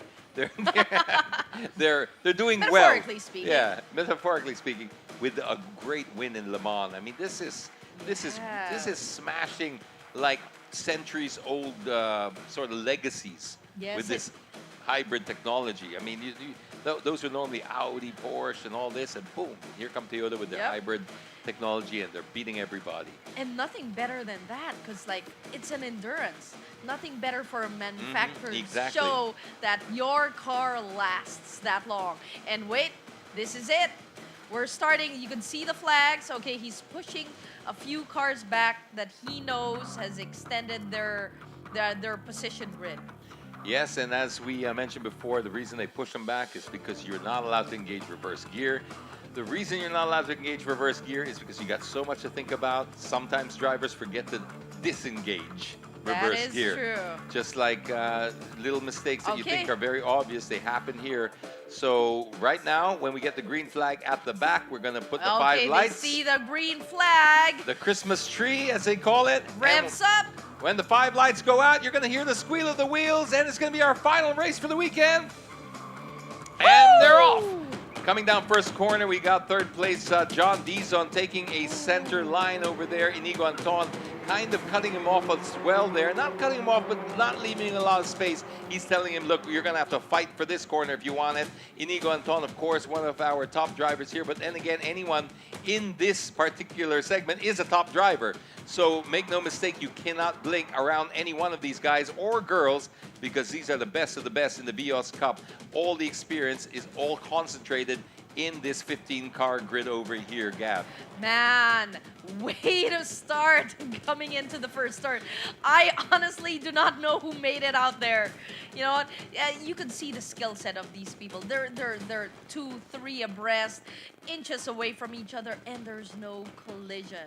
I was going to say that. I just don't want to put the commentator's curse on it. But I was going to say, do you know, Gab, we haven't had a single first corner incident or collision so far.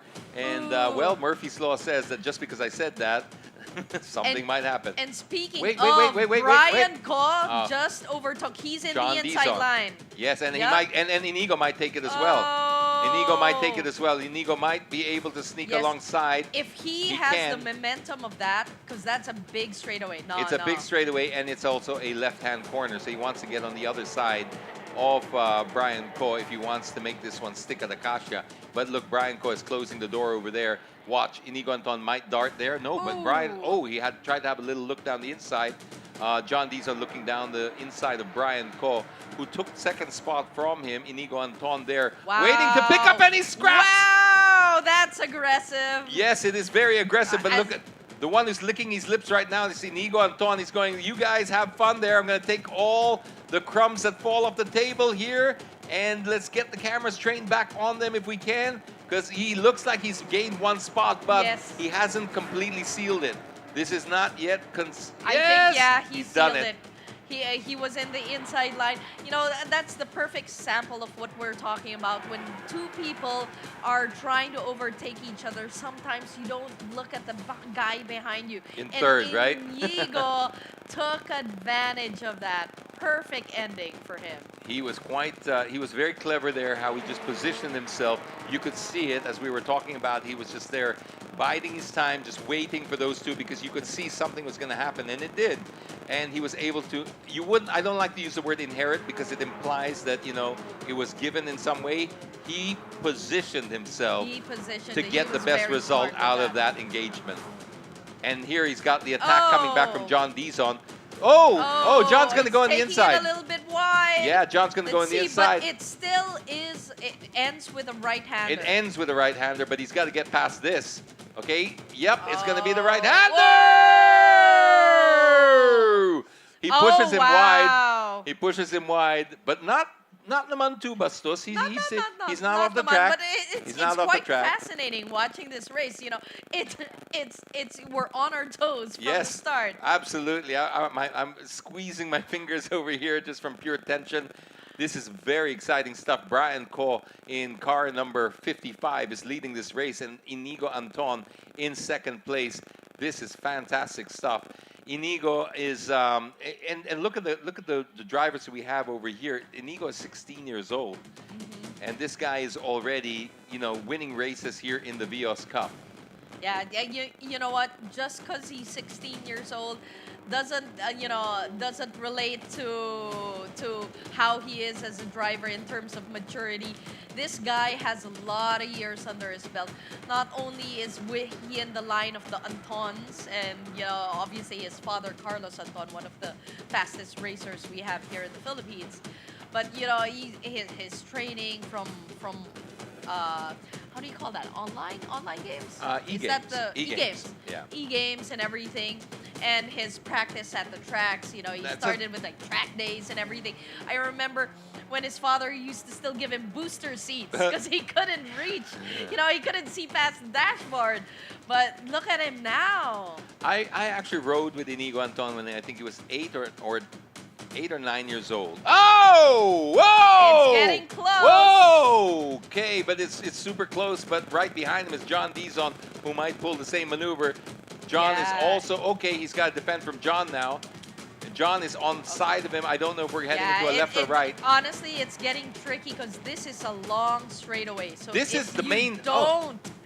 If you don't have enough speed, you can get taken over, and there's nothing you can do about it. This is the main straight now. Yeah. So that means they were side by side on the final corner. They were side by side, and that's a gutsy move. That's the gutsiest. A flat-out turn right there. Inigo still managed to keep second place. John Dizon. But wait, look we at got that another fourth placer. Yes, the fourth placer is Gerard Loy. Oh! You know what, Gab? I'm glad this is happening because it just shows we're not fake news. You were saying the last race is going to be the best race. It's shaping up to be the best race so far. And yes, you know what? It's 10 laps to go so far. It feels like I was gonna say. I was looking at the timer, going, no, I think that's 10 laps in. No, it's 10 laps to go. That means we're only. So all this excitement has happened in just 2 laps. Yeah, and Inigo is really trying to give it to John Dizon. Yes, and you can tell he wants to get out of that. He's in a pressure cooker right now. No, I think that's against Brian. That's Brian Coe. No, he's in second place. So he's already in second place. He is in second place. Oh, he's breathing down Brian's neck. He is, but he's got to get out of that pressure cooker because there are some. Someone, like anyone from behind, you know. And they are every corner. They're bunching up like an accordion, and they're just breathing down each other's bumpers. This is a lot of pressure. He's trying to overtake, but people are trying to overtake him at the same time. He's in this sandwich right now. But you know, just looking at it, everyone from first all the way to 4th place are less than like half a second away from each other, which basically means they're right on each other's tails.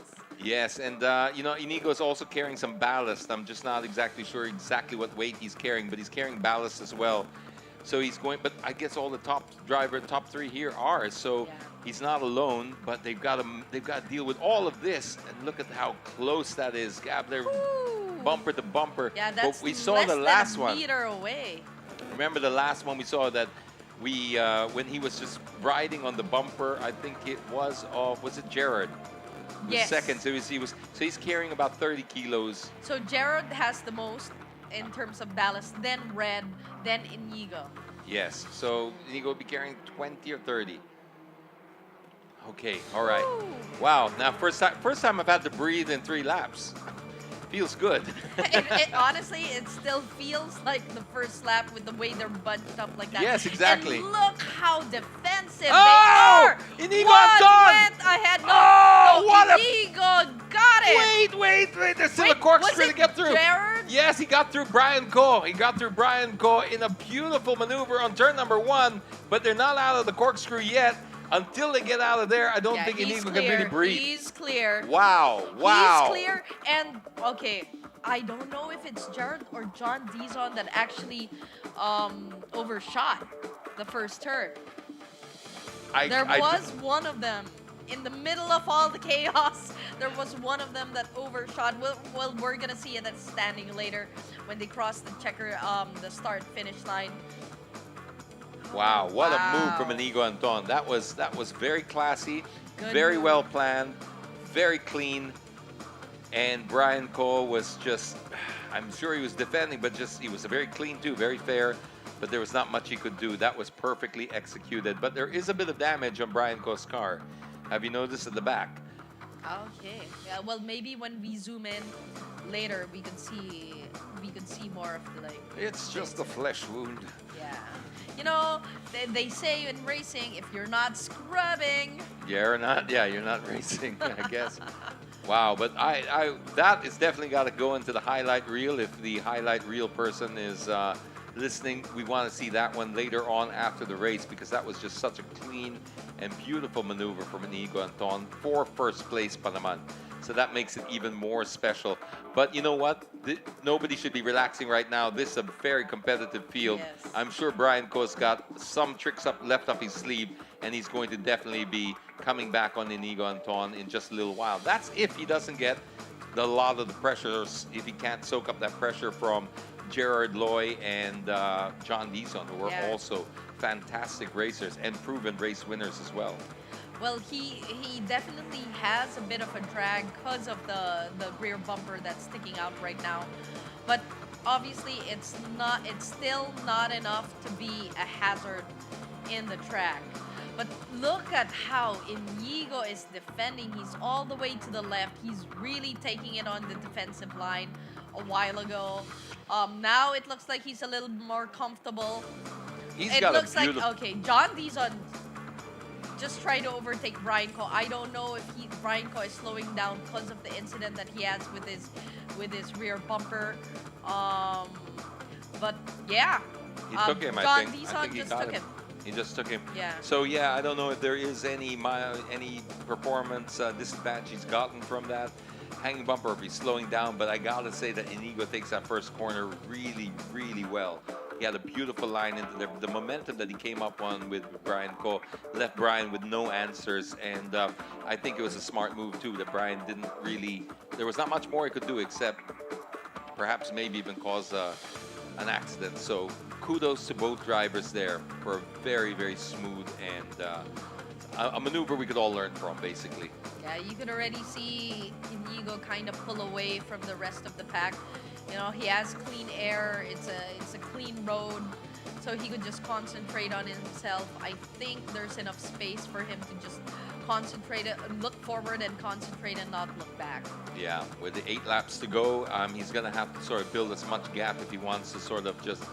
He doesn't want to go tangling up with those guys again. That was a lot of tension, a lot of stress for him. Even for us, okay? You can already imagine the stress wearing. Imagine how he feels. Exactly.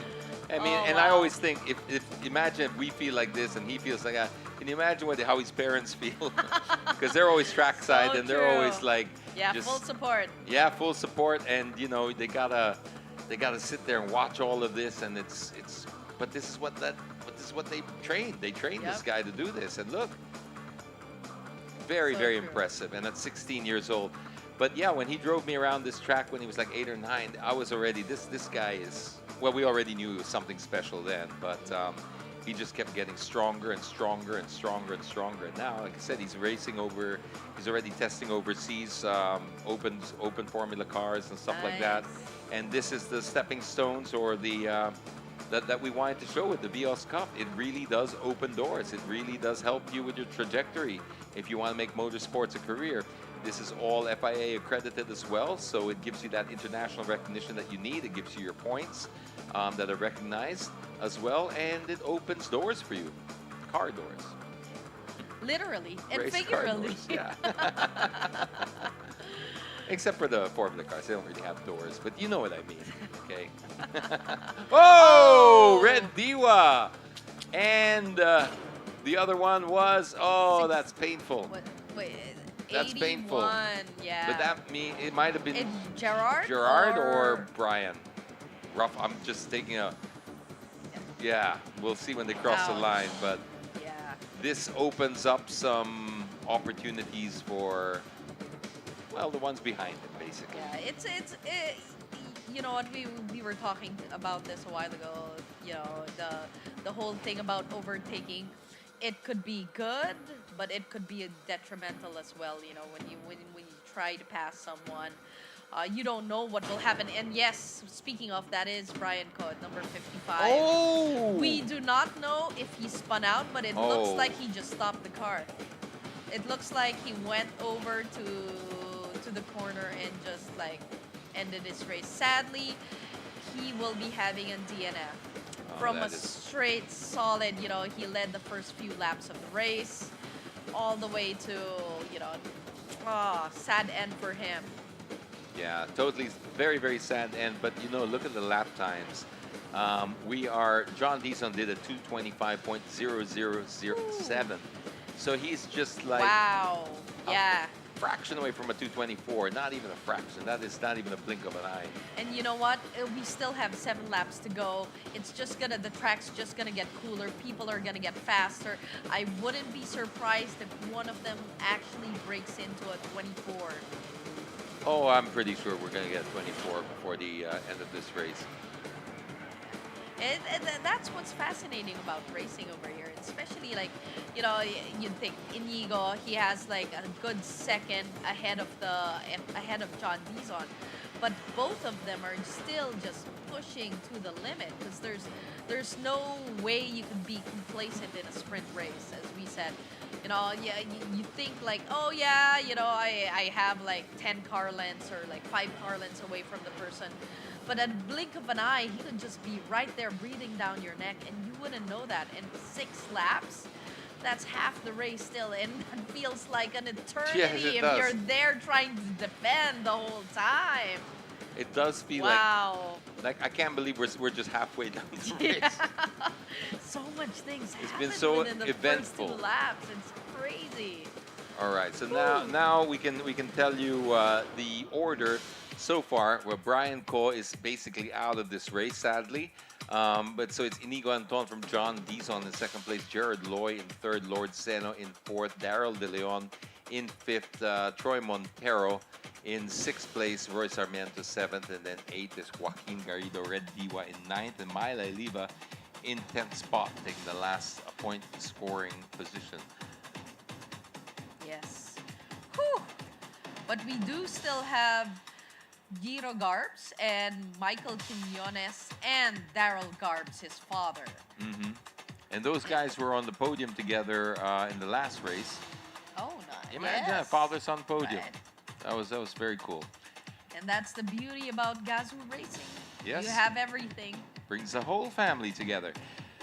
Right, so Inigo Anton leading this race. We're exactly at the halfway mark of this, 16 minutes down, probably about another 15 minutes to go before we wrap this one up and declare a winner. Inigo's just got to make sure that he keeps it nice and clean on the track, not get into too much trouble, and he should be able to take this one home. But I really hate to say that because with 6 laps to go, anything can happen. So it's a lot of pressure for him, and he's also, like I said, gunning for that championship. Yeah, you know, it's quite fascinating. I've been looking at their times for a while now. In the past 3 laps, Inigo and John Dizon literally have been on the same 1/10 of a second. So right now they're doing 2 minutes 25. Oh, we got the 24, yeah. And he broke it down. He did. Yes, Inigo is the first racer of the day to hit 2 minutes 24.962 seconds. Now, just let this sink in for a moment. Our race leader right now and our star driver here, at the Vios Cup, riding in the absolute, driving in the most competitive category, which is a super sporting class, is still too young to hold a driver's license and drive on the road. Yeah, very true. So when he gets out of here, this track, he's got to swap seats with his dad, and dad's got to drive the rest of the way because he's not allowed to drive on public roads. What's the irony of that, huh? Man, no? Galing. Galing talaga. Galing, But, a bright future for this guy. yes, you can imagine what by the time he does get his license, a lot of experience for this guy. That is. This all comes from hard work. You know, this is not this. You can say maybe he was born with some talent. Perhaps that's true. But talent without work behind it is nothing. Yep, that is true. You know, a lot of people think that, you know, it's all about talent. Talent is like, you know, half of it. No, it's not even half of it. Maybe it's a small percentage, maybe 20%, but the rest is really just practice, practice, practice. Yeah, you gotta punch in the number, especially in racing. You really need the experience of this. And, you know, if looking at the top 2 drivers, they are 0.2 of a second away from each other, which is like Inigo, who just hit the 24s, high 24s, and John Dizon doing low 25s. But them separating from all the rest, everyone's doing 27 onwards. So they are literally 2 seconds, around 2 seconds faster than everyone else. Which is crazy fast if you think about it. It is crazy fast, and he's just not letting off, right? This guy is just on the ball, on the boil, should I say. He's really gunning it right now. Young gunning it. Young gunning it. Yeah. The name of the day. Yeah, well, the title of the day. It was just his nickname that I gave him last year because, you know, he was our youngest driver. At 15, he was winning races already. So I just nicknamed him Inigo Young Gun Anton, but then now he's racing with somebody a little younger than him. So, well, I think he should still keep it. You don't have to be the youngest. You don't have to be the youngest to be Young Gun. Yeah, so, just a quick update. John Dizon has also broken to the barrier of like 24s with high 24. It's 24,950. And I could just see a bumper there. Yeah, Troy Montero. Flapping its wings, just saying hi.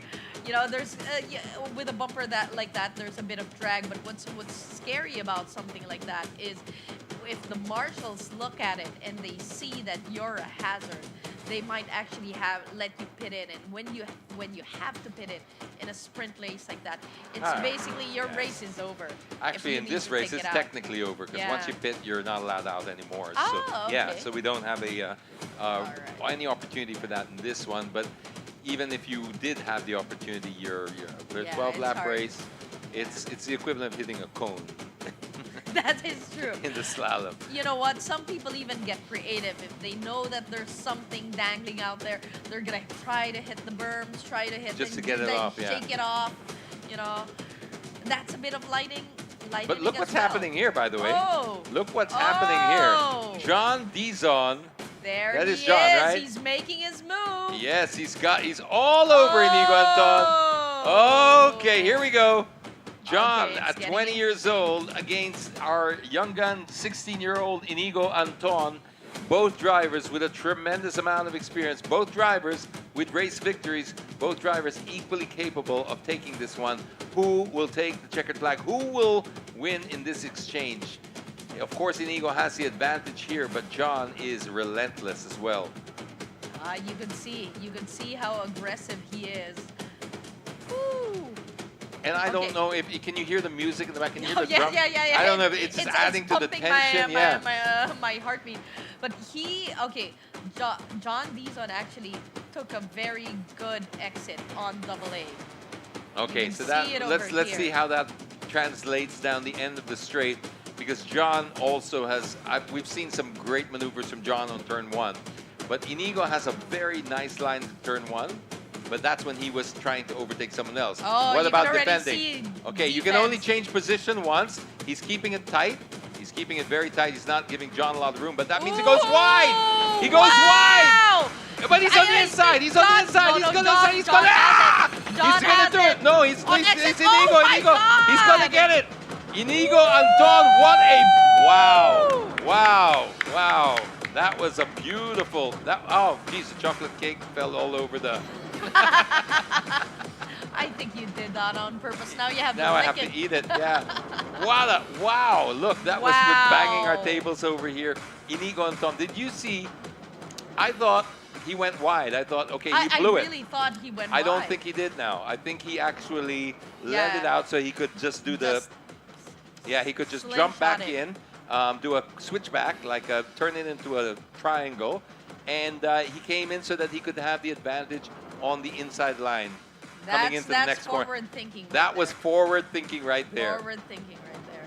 Wow. And if it was just Chamba, well, just take what we said. This is the truth, na lang Inigo. It's a better story. It was forward thinking. No, I think it really was. I think it initially I thought no, he's wide, but no, he had a perfect. He came right back in. He wanted the inside line. We're down to the last 2 laps as well. Yeah.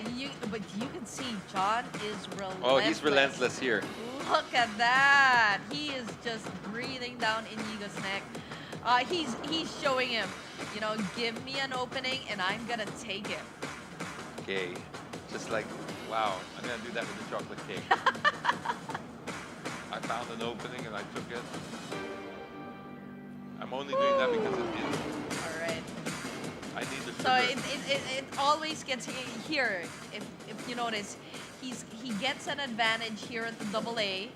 There, you see him close in. He does, but it's on the exit that matters. Yep. Doesn't matter how close he gets there. It's how he exits that last part of the AA. And how he's able to translate it here. Yeah, but it Inigo looks like he's has this, a masterful way of attacking turn number 1. He seems extremely comfortable in turn 1. And he does have a few, racing lines. But look, same thing's happening this again. Is so far. Same thing now Inigo's got to stick to his line. Okay. Now it might be John that goes on the inside. What? Oh! Beautiful, but wait. Yeah, Inigo's still got there. the. Is he gonna go in? He's got the inner line. No, he's gonna lose it. On the last lap. Oh no, on the last lap. But don't get comfortable yet, John. Yeah. Inigo is right there. He's not gonna give it away that easily. He's right on the tail. This Oh, John wow. Dizon is like this machine learning AI bot.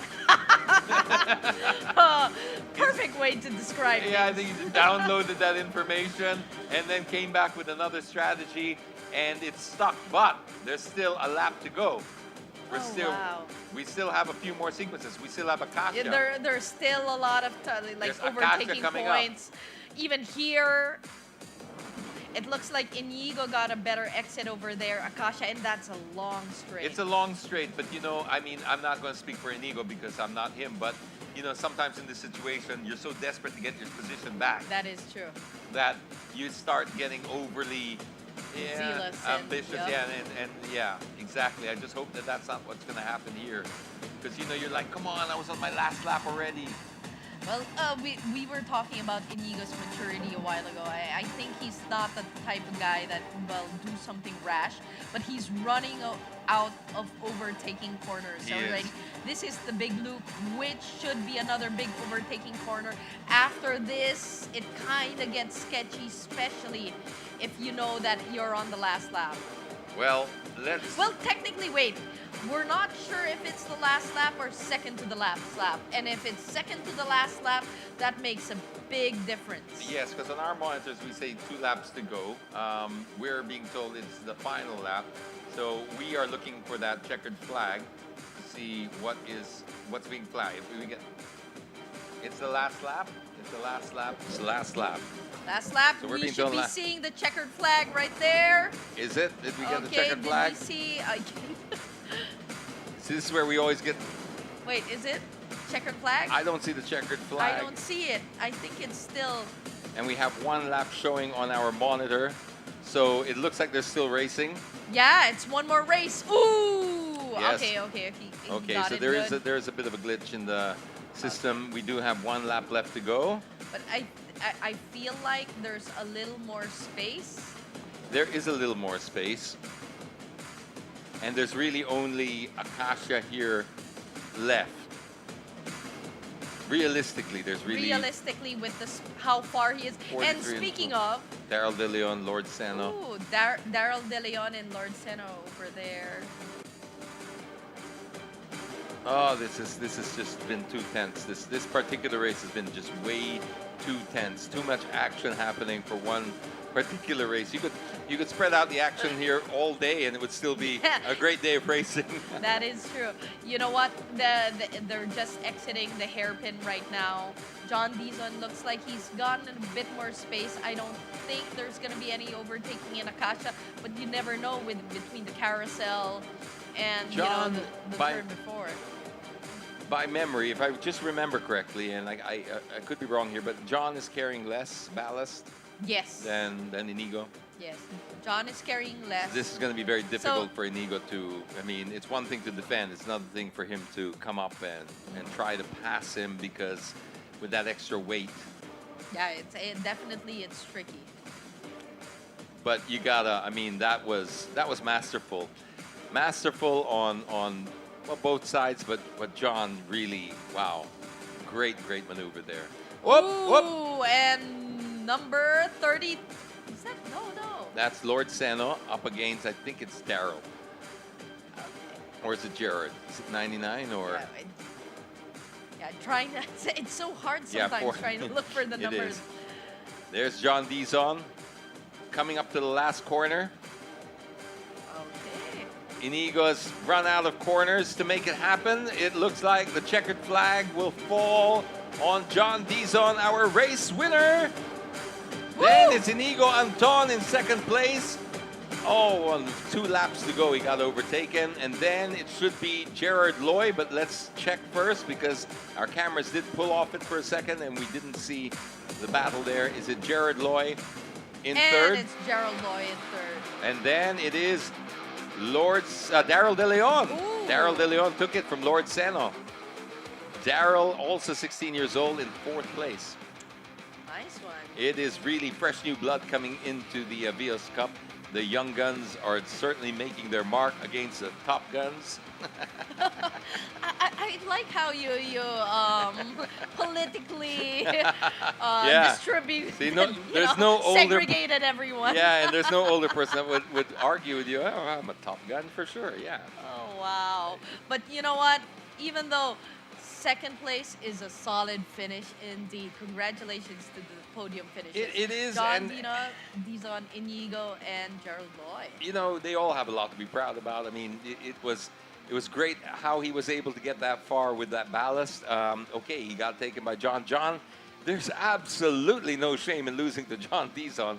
This guy is a fantastic driver, just as they all are. But they're making the best of what they've got. There's different ballast. There's different situations that they've gone through. But the weight played the biggest difference, I think, here. And yeah, I think it's exceptional, skillful driving from all of them, especially our top drivers there in the top three. Yeah. John and Inigo put on a show. I think that was great. Amazing. Well, here are our provisional finishers. So we have John Dizon finishing in first. Second is Inigo Anton. Third, Gerald Loy. Fourth, Daryl De Leon. Fifth, Lord Seno. Sixth, Troy Montero. Seventh, Joaquin Garridos. Eighth, Roy Sarmiento. Ninth, Myla Aliva. And 10th, Giro Garbs. Yep, and those are the final scoring positions. After that, in 11th was Miguel Quinones, Daryl Garbs in 12th, Red Diwa in 13th place. Had a problem, obviously, with his car. And then there was also Brian Ko, who didn't finish, and Elise Menorca as well, who didn't finish as well this race. We will be coming back with the highlights of this particular race, and there were so many to choose from. I don't know. They're going to have a big problem. The arrow was telling them, make sure you mark this, mark that. After like the fifth or sixth one of those, I just couldn't keep up anymore. But we'll see what they bring us, and we'll bring it right to you as well so that you can see it. But right now, if you want to be part of our online conversation, join us with the hashtags TGR Vios Cup 2022 or Toyota Gazoo Racing PH. And we'd also like to thank the sponsors who have made this all possible, because the Vios Cup, the Toyota Gazoo Racing Vios Cup, is brought to you in cooperation with Bridgestone. Petron. And it's together with our other sponsors, Brembo. Denso. And OMP. Tuason Racing. AVT. 3M. Rota. My Toyota Wallet. And Kinto One. We're also going to be talking to the drivers via our trackside reporter. Also be hearing from some of the crowd there. Some who have flown in as far as General Santos City. And we're going to be wrapping up all this action with the winners. Plus, of course, there's the Autocross winners as well as the influencers. So there's still quite a bit to go before we wrap the day up today. But pretty much the wheel-to-wheel racing, that was a fitting way to end. Oh, so much a great excitement. day. I I know. still see my palms are still sweating. And you know, I'm actually quite excited to see the highlights, because it's like opening a box of chocolates. You don't know what you're going to Exactly. get. So much things have happened. And wow, speaking of highlights, here it is right now. And speaking of chocolate, the chocolate's on the monitor there because of the banging of the table. Yeah. All right, let's check out the highlights from race number 3 of the super sporting class. Oh, no. Okay, that was on Brian Cole. This was the battle between, John Dizon and Yeah, John Brian Dizon Cole, yeah. and Inigo. Well, that was first, Oh. and Inigo popped in. Inigo inherited by design because he positioned himself to inherit this spot. Yeah, Inigo, I mean... This is Brian the one that I really thought Inigo did beautifully. He just cut his nose in there. He was just so masterful and confident around that corner, just tucked his nose, and then we saw this. This was the move from the first time that John Dizon tried to take over. He did. He But went it wide, didn't but see stick. how he turned it into a triangle? Nice. And then he got on the inside lane, so he was able to hold off, and they switched again, but he got the advantage on the final right-hander. That was, for me, the move of the race. That was masterful thinking. Then we went into this. This is also a very impressive move, because machine learning AI bot Dizon was able to read what he had done formerly, cut him off. He killed that option for him. didn't allow him to do the same maneuver that he did before, and he held his guard all the way through, but just enough to get in front for the right-hander. Another masterful move from John Dizon. This is why I'm full of praises for these two, because they put on a show, they put on a class for us. Man, and what a what a show it was. Yes. Then, of course, that final checkered flag there for John Dizon. Well-deserved victory. It's got to be painful for Inigo Anton, but you know what? The kid's still learning. The kid's still winning while he's learning. So there's not a whole lot to complain about there. He's got a tremendous amount of momentum behind him. He's got a tremendous amount of support behind him as well. And so does John. So you want, you know, what did they say? Iron. Oh, that's a pretty crazy collision right there. Number 81 and 55. One more time, So direct. 81, Red Diwa was T-boned by number 55, Brian Koch. Well, we don't really, honestly, we just saw the collision. I don't know what happened before that, which caused the collision. Well, if you want, we could start rumors. Let's just start rumors and randomly assign blame. That's how the internet works. Are you on social media? You should know how that works. Okay, I am Switzerland right now. Okay, let's blame the marshal. No, from that angle, there's absolutely no way to know. And even if we did know, it's not our job to know. That's why we have scrutineers and we have, should I say, marshals and stewards to deal with all of that. And the one that deals with the drivers, at least firsthand, is our trackside reporter, Jut. Jut, what you got there, Jut? James, I'm here with the man who crossed the finish line first, John Dizon. John, congratulations. Thanks for giving us a few minutes of your time. First up, you know, you're one of the younger drivers here. Pero yung maturity that you showed on the track, you waited for the right time and you really stayed patient out there. Yeah, kasi I know Inigo's really fast and he's really smart. So I have to make a smart move before he gets far away. That's right. And James and Gabby were obviously really nakatutok on the action that was happening. And there were certain moves that you pulled out. I'm sure, James, Gabby, you want to ask John here some questions on the maneuvers that he made. Yes, we wanted to ask, have you been drug tested, John? Ang bilis mo eh. Negative. Okay, no. John, in the final maneuver that you took Inigo in turn 1, did you learn from his previous? Because he had a very strange line the first time. He went wide, then he cut back like a triangle. Did you learn from that and adjust? I saw his line, then my first attempt was failed, so I know where he's going. So in the next lap, I tried to make it more harder for him to pass. Because on the exit, it's really fast, so it's good at rotating the car. So I tried to prepare my car in the entry until the exit, so he won't able to crisscross. Okay. There you have it. It's confirmed, AI bot. Yes, we are now, your new nickname is the machine learning AI bot. You really download information well and you adjust on the next lap. Congratulations, John. How do you like that moniker? It's a little long, diba? And here comes John AI machine learning bot Dizon. Yeah, it's a little long. It's a mouthful. But definitely, you know, you drove incredible and very, very well out there. Congratulations, John. Thank you. Let's call in now Inigo.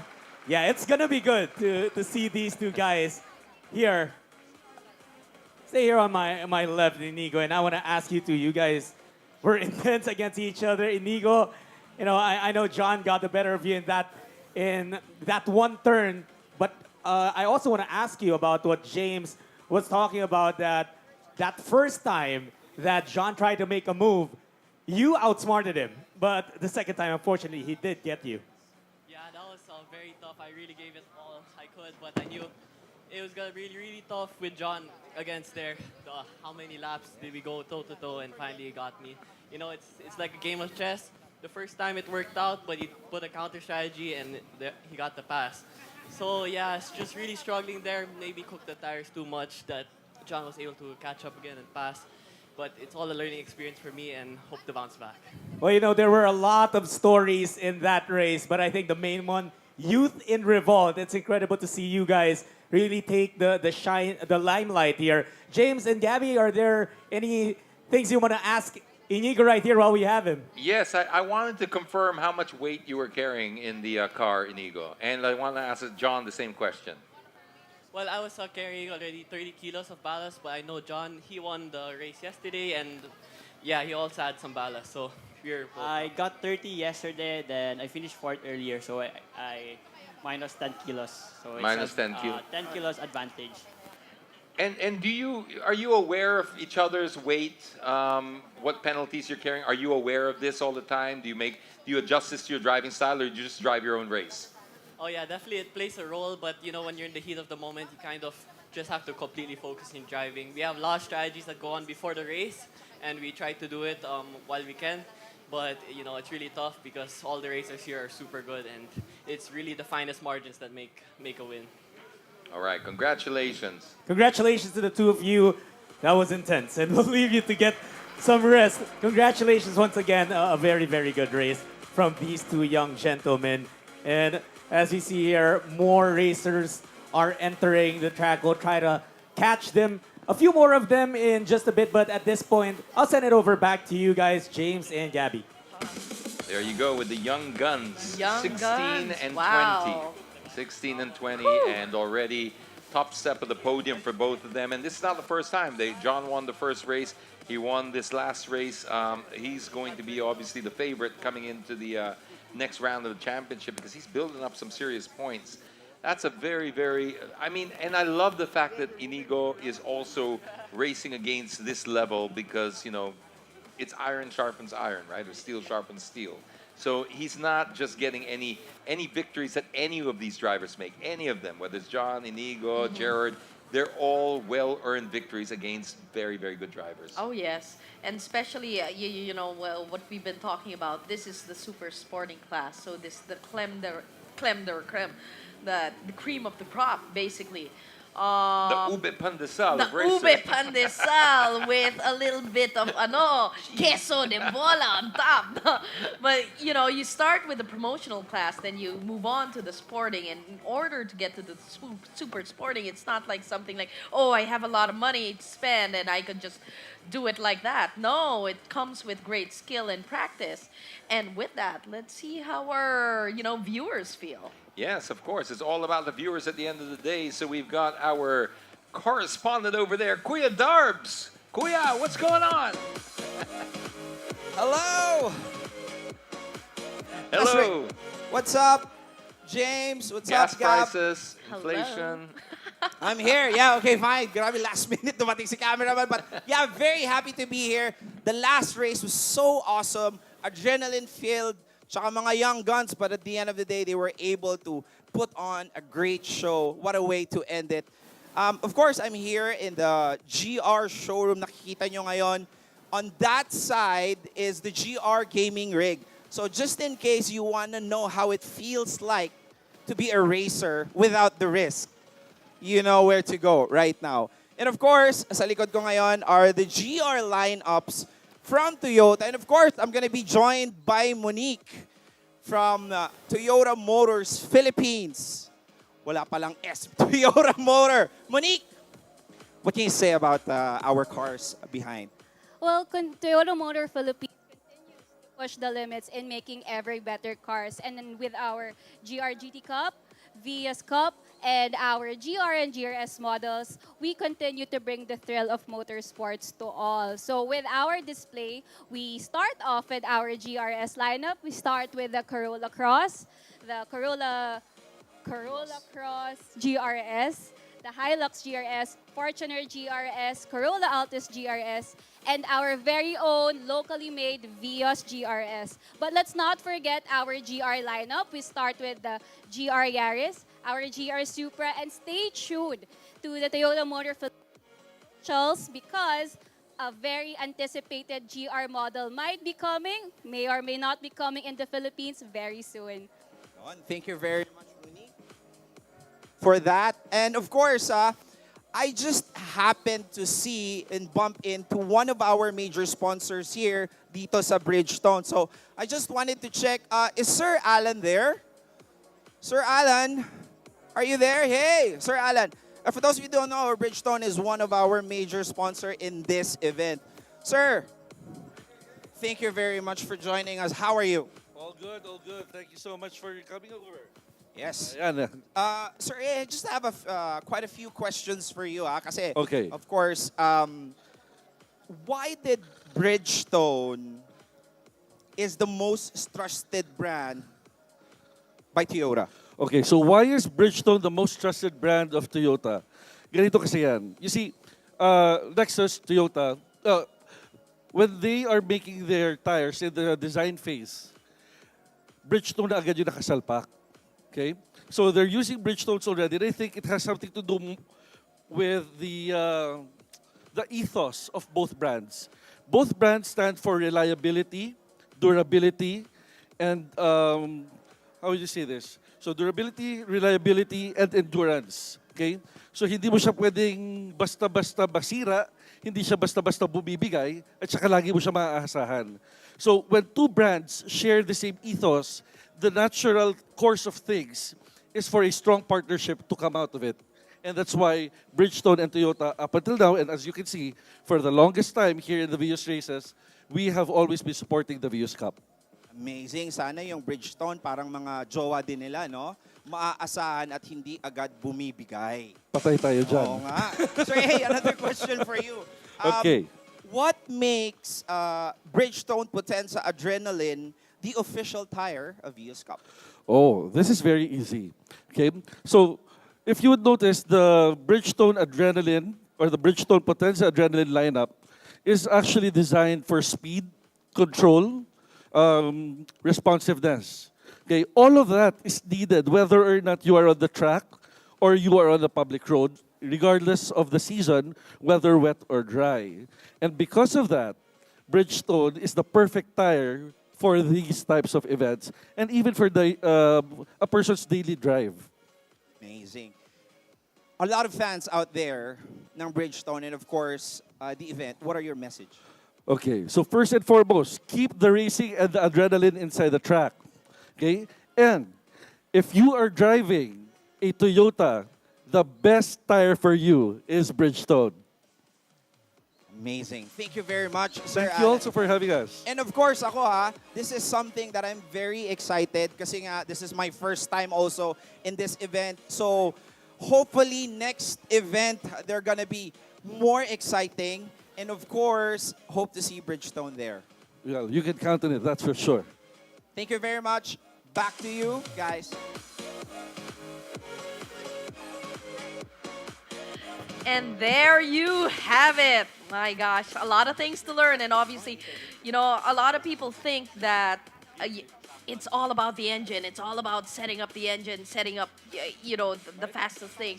But when you start racing, you realize the importance of the tires. Tires, I can say, can make or break the race. And with Bridgestone, you have it.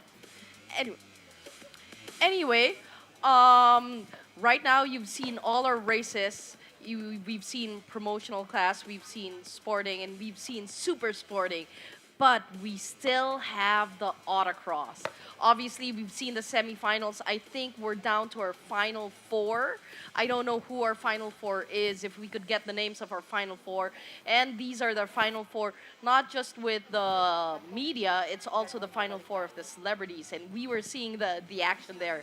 You know, even in the semifinals, there was a big difference between the people racing in the semifinals to the people racing in just like the regular elimination. So I think it would be maybe around 5 minutes from now, and we're gonna start seeing the people in the semifinals. Again, let me reiterate on how this whole system is going. But before that, I think we should, you know, talk to the driver. So back to you, Judd. Thanks, Gabby. We are here trackside still, and we're seeing already the sporting class racers, and we have one of them joining us, Toyota Gazoo Racing's Troy Montero. Hey. Hey, Troy. I made it. Yeah, you know, the last time, this was leg 3 of TGR Vios Cup 2021. We were talking to each other. We were over there in the podium, but you were still racing in a different class. Yeah, that's right. So new class for me. Everything's new, really new. Even though it's same track, same people. There's a lot of new guys, and man, I'm just telling you that these young guys are so freaking fast. So one for the tad bit older guys, yeah. Tell us about that entire experience and obviously the racers that you had to go up against this time. You know, absolutely no disrespect to those racing in the promotional. They are fantastic drivers, but this is next level, right? Yeah, I mean, you really got to watch your P's and Q's because, you know, everyone there you were so close. And it's just like one mistake and that's it. So you really got to bring your game every time and a little bit more. So I was, you know, I just put my head down and listened to my coaches and that's it. Just had to finish the day on a good one. So. Yeah, but this is the first race weekend of many for you in the sporting and maybe soon super sporting class. How do you think you fared? You know, I didn't have the best race yesterday, and so today I try to make up for it, and things do happen, but you know, there's always something magical about the third race, the last race of the weekend. There's always something. It brought me a win last year as well, so this is kind of where it all comes down, and everyone just lays it all out, so I'm very happy to be standing where I am now, so thank you so much. Thank you, Toyota, also for bringing me back again for another awesome year. And thank you, Troy, because you entertain us year after year. Yeah. Thanks, buddy. Cheers. There you go, Troy Montero, representing Team Toyota Gazoo Racing, and we'll definitely see more of him in the coming weekends. I'll throw it over back to you guys, James and Gabby. You know what? Having Troy there, I heard the girls scream as soon as Judd said, Troy. Wah! Grabe. Well, just watch out because Aubrey Miles is somewhere around the track, and yeah, so she could. No, she's very supportive. It was actually great when Troy and Aubrey were racing together because you know. They weren't husband and wife then, but they're husband and wife now. But what a dynamic. Father and son on the podium, husband and wife on the podium. We've had people propose on the podium. Oh, yes. It's the I Vios remember Cup those. is full of memories, full of stories, full of life, full of experience and moments. Moments that are truly special. And that's what life's all about, right? Moments. It's moments. It's moments. Yes, At the end of the day, we live in such a filtered world that we crave for authenticity. And the only reason authenticity can really breed is when you create a natural environment for it. When you create sport like this is why we love sport, especially when you're in equal machinery, because you create moments that happen and you're creating that perfect recipe for it. And that's what life's all about. And I think those are the most important things. It's things that are unquantifiable, you know, and Toyota has managed to, you know, create this special recipe on how things become special, and that's why people end up wanting to bring their families, flying from General Santos City to watch from Cebu, you know, proposing because they do feel that this place is a special place. It's something magical. It's something that, you know, you could tick in your you know, bucket list and stuff like that. So for you, all of you guys watching there at home, please do drop by because it's really different when you feel the energy from the seats, the bleachers and everything. Feel the energy from like everyone around you and obviously the cars and everything that's steering, man. You know, I just walked out earlier. I'm sorry to have to leave you alone. I had to jump out just for a second. And I was able to walk past there, and the life out there is incredible. As a matter of fact, let's get a perspective of what the life is like out there right now. And let's cross over to Judd. Judd! James, I believe life is good for these young guys on the racetrack, and we got two more of them earlier.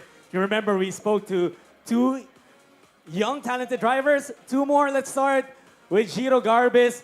Giro, that last race was crazy, and it always seems like race one, yeah, of course, competitive, but it levels up, and the race three of every weekend delivers the best action. Yeah, we've had cleaner races in the past. This one definitely wasn't the cleanest, but I'm not upset about anything that happened during the race. There's some point in everyone's life when they reach so much adrenaline that they just black out and everything just kicks in. And I'm pretty sure that's what happened with everyone who was with me on the grid, including Joaquin. He and I had a little bit of action on the last 3 or 2 laps, I believe. I'm not sure what I finished right now. I'm not sure how the rest of the race went. I had my eyes laser focused on him. I tried to overtake him. I did for a bit, but then I lost him in the end. That's racing. But when we actually caught you here trackside, you and Joaquin were in the middle of a conversation. But it wasn't an intense one. You guys were smiling. What was being spoken in that conversation, if we may ask? I mean, I haven't asked him, but it doesn't look like he's upset about what happened on the track, which is good because in high adrenaline sports like this, you don't want to let emotions get to you. Of course, it happens a little bit inside the track, and that's why we make a little bit of mistakes when we're driving. But in these high adrenaline sports like these, you don't want to let the emotions get to you because that's never going to lead to anything good. So, I mean, everyone got back into their garages and into the pit lane safe, and that's what matters in the end. Thank you, Jiro. And class act, definitely. A role model, as young as he is, role model to all drivers and future drivers out there. Joaquin, before we went on air, you were telling me about something. You said, what was it you said? I said types of racing like this doesn't have to happen often, where everyone's just bumper to bumper for the 12 laps of racing. It's very rare for this kind of stuff to happen. And you said that it's the kind of competition that you see in the TGR Vios Cup. Why do you think, it's so fierce out there, but like Jiro said, when you step out, everyone's looking out for each other? Well, I would say that all racing and all the bumping stays on the track, but all emotions should stay inside the track. I would say once you get into the pit lane, you shouldn't be throwing tantrums or anything, because at the end of the day, our priority is everybody's safety. So I'm just happy that everybody is safe and got back in one piece. We just love it that we hear these inputs and opinions from you guys. I also want to ask you, we're driving part of that race with your bumper flying out and a lot of other things flying out in that race. How was that for you? Well, as you guys saw, I think half of my car is missing. But You practically finished with a bicycle. yeah. But yeah, it was tough with some bumper parts falling off. It was creating like a parachute on my car. So down the main straight, I would be losing like 10 to 20 kilometers from everybody else. So it's all about just keeping your head straight and not getting pressure and anxiety roll over you. Because if that happens, you're just toast, especially in close racing like this. You definitely focus because even carrying ballast on your car, I think you're pretty happy. Yeah, well, I'm still speechless as we didn't expect this result. We were our main goal was just to finish in the top 4, but I don't know what place we finished, but I'm kind of happy about it. We'll hear about that in just a bit. Joaquin and Jiro, thank you so much for joining us, and congratulations on finishing this first leg of the TGR Vios Cup 2022. Like James and Gabby said earlier, there's more action to see on the track, and that's why we go back to those guys. Thank you very much, Judd, and for all the for all the updates from the trackside. Okay, so we are on the home stretch, ladies and gentlemen. We're going to take this all the way through till the sun doesn't cooperate with us no longer. I think And that's hopefully around, before. 6:30. Yeah, hopefully before. But you know Hopefully what? We before. still got quite a bit to get through. And of course, we got awarding. We got some results and stuff to share with you. But great to see the man on the street. We've got Kuya Darbs over there. We got Jut over there, getting a feel, a pulse. What I was saying before I introduced Jut was I stepped out for just a little while, and right outside our tent, the activity, the light, the buzz that we keep talking about, it really is great. I mean, especially if you've been locked down for 2 years. Come out. Yeah, I mean, just It's human okay if you miss physical this contact. one. It's okay if you miss this one. You're forgiven. But the next one, if you've enjoyed any part of this broadcast, make sure you come down and join us again, because it's a great family day. Yes, That's another thing. It's a family day. How many things can you all do with the family these days? Yeah, yeah, you know, bring your family, bring your friends, bring your loved one. Make a weekend Even- of it. Yeah, even if you don't love cars, you know, just coming in, there's so much to see. There's so much like I said a while ago, it's K-drama meets action. So if you like stuff like that, if you like wanting to see what's happening in the insides of the paddock, because obviously, you know, what happens at the race, it doesn't stop there, or even before that. You know, from practice to setup to everything, there's just so much going on, and it's not just one person. Like I'm talking about the driver. No, it's the communication between the mechanic, the crew, the chief engineer, the people around them. Like do what General Santos did. Yeah. You know, bring the whole barangay and get that motivational thing going, and yeah, that gave that extra few kilometers to Enough for a race win, right? Yep, enough for a solid race win. If they're willing to come all the way from General Santos City just to see this, if you're around the metro area, if you're around Manila, it's only an hour and a half's drive. Yes. Especially now with the new roads that we've got going on, it's great. And if you take a Corolla Cross, it'll be even better. Ooh. Wow, nice smooth segue. I love the way you said that. Corolla Cross. I liked it so much I couldn't talk straight. Wow. All right, well, we still have the Autocross coming up in just a little while. But before that, I just wanted to say, you know, I mean, Gab, I think Toyota doesn't get enough recognition for what they've done here. I mean, I know their names everywhere, but to really understand what they're doing here, I think that's where they don't get enough recognition for it, because what they bred here is just so important. Aside from creating a future for people, developing a sport, that's no joke. That's no joke. I mean, it's one thing to sponsor a sport. It's another thing to develop one from the ground up. And that's what Toyota have done.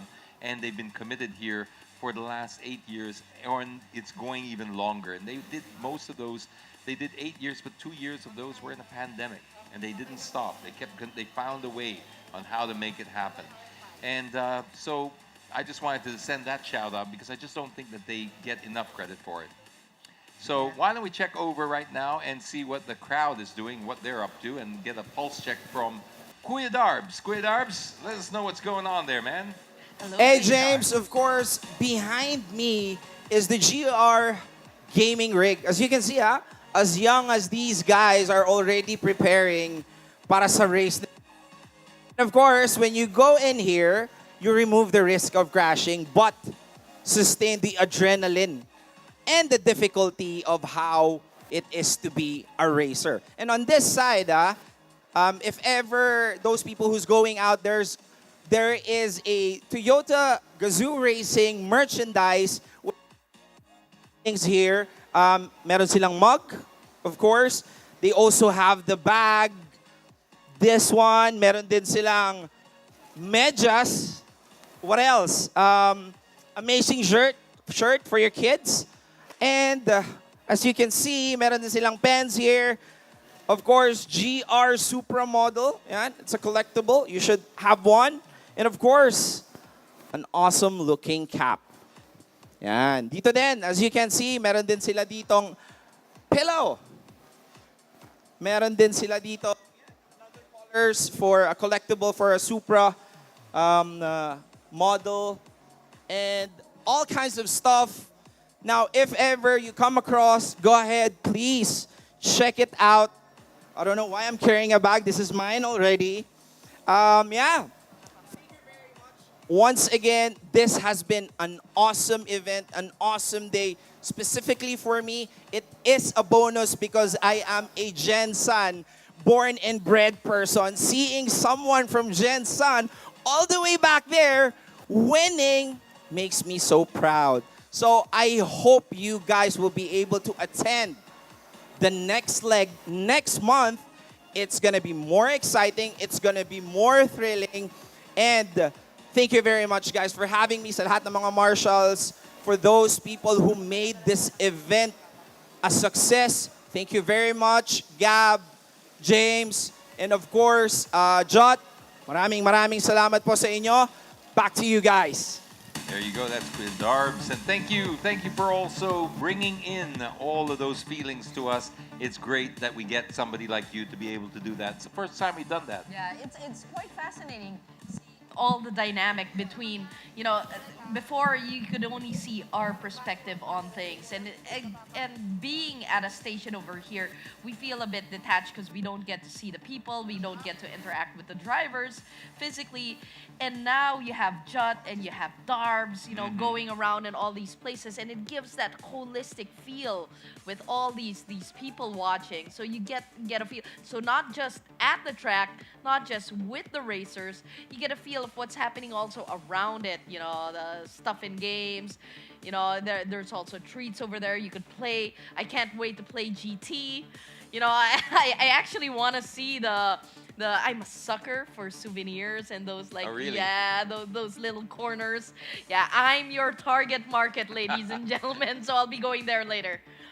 Yeah, definitely a great day out, and it just keeps getting stronger and stronger. I mean, if they can do this with our conditions right now, there's still I think alert level 1. So I mean, Yes. Imagine when this starts unfolding, and we start doing it, and we always do it with safety at the very center of everything that we do. So it's very safe to bring your kids and stuff like that. And if it wasn't, we wouldn't be open.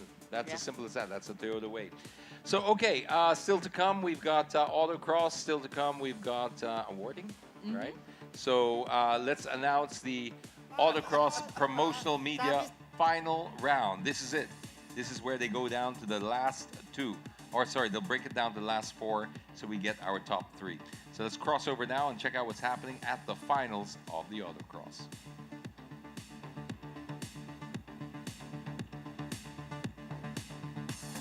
Okay, I'm just waiting.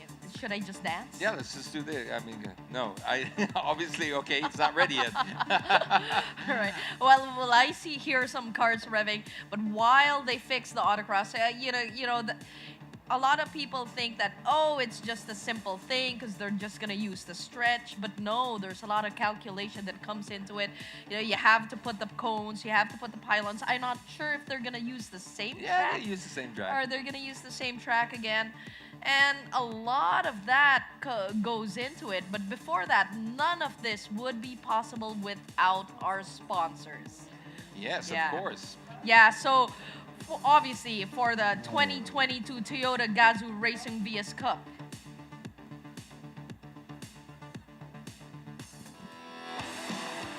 Toyota Gazoo Racing Vios Cup 2022 is brought to you in cooperation with Bridgestone, Petron, together with other sponsors, Brembo, Denso, OMP, Tuazon Racing, AVT, 3M, Rhoda, My Toyota Wallet, and Kinto One.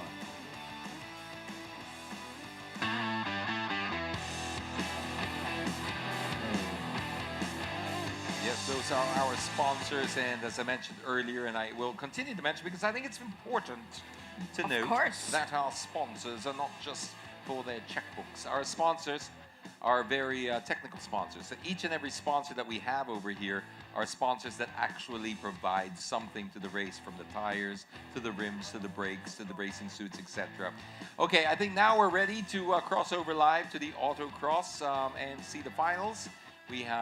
There we go. It's the same track, as you can see, and it just took a little while to set it up, obviously. We're using the main straight.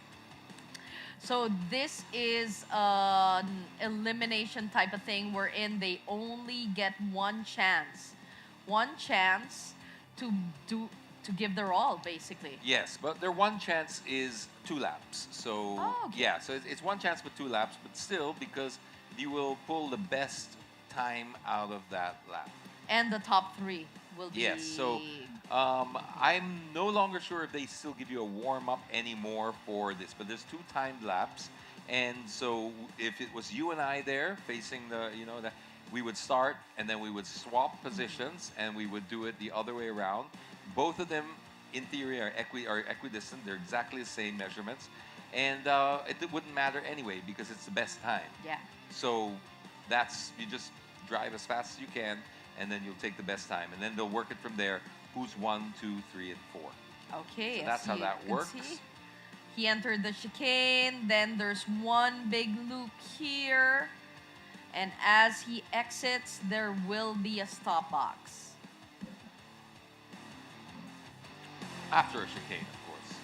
And no, boom! no, not yet. No. Oh. It's a longer one because he's going to go and then make a U-turn around the final corner.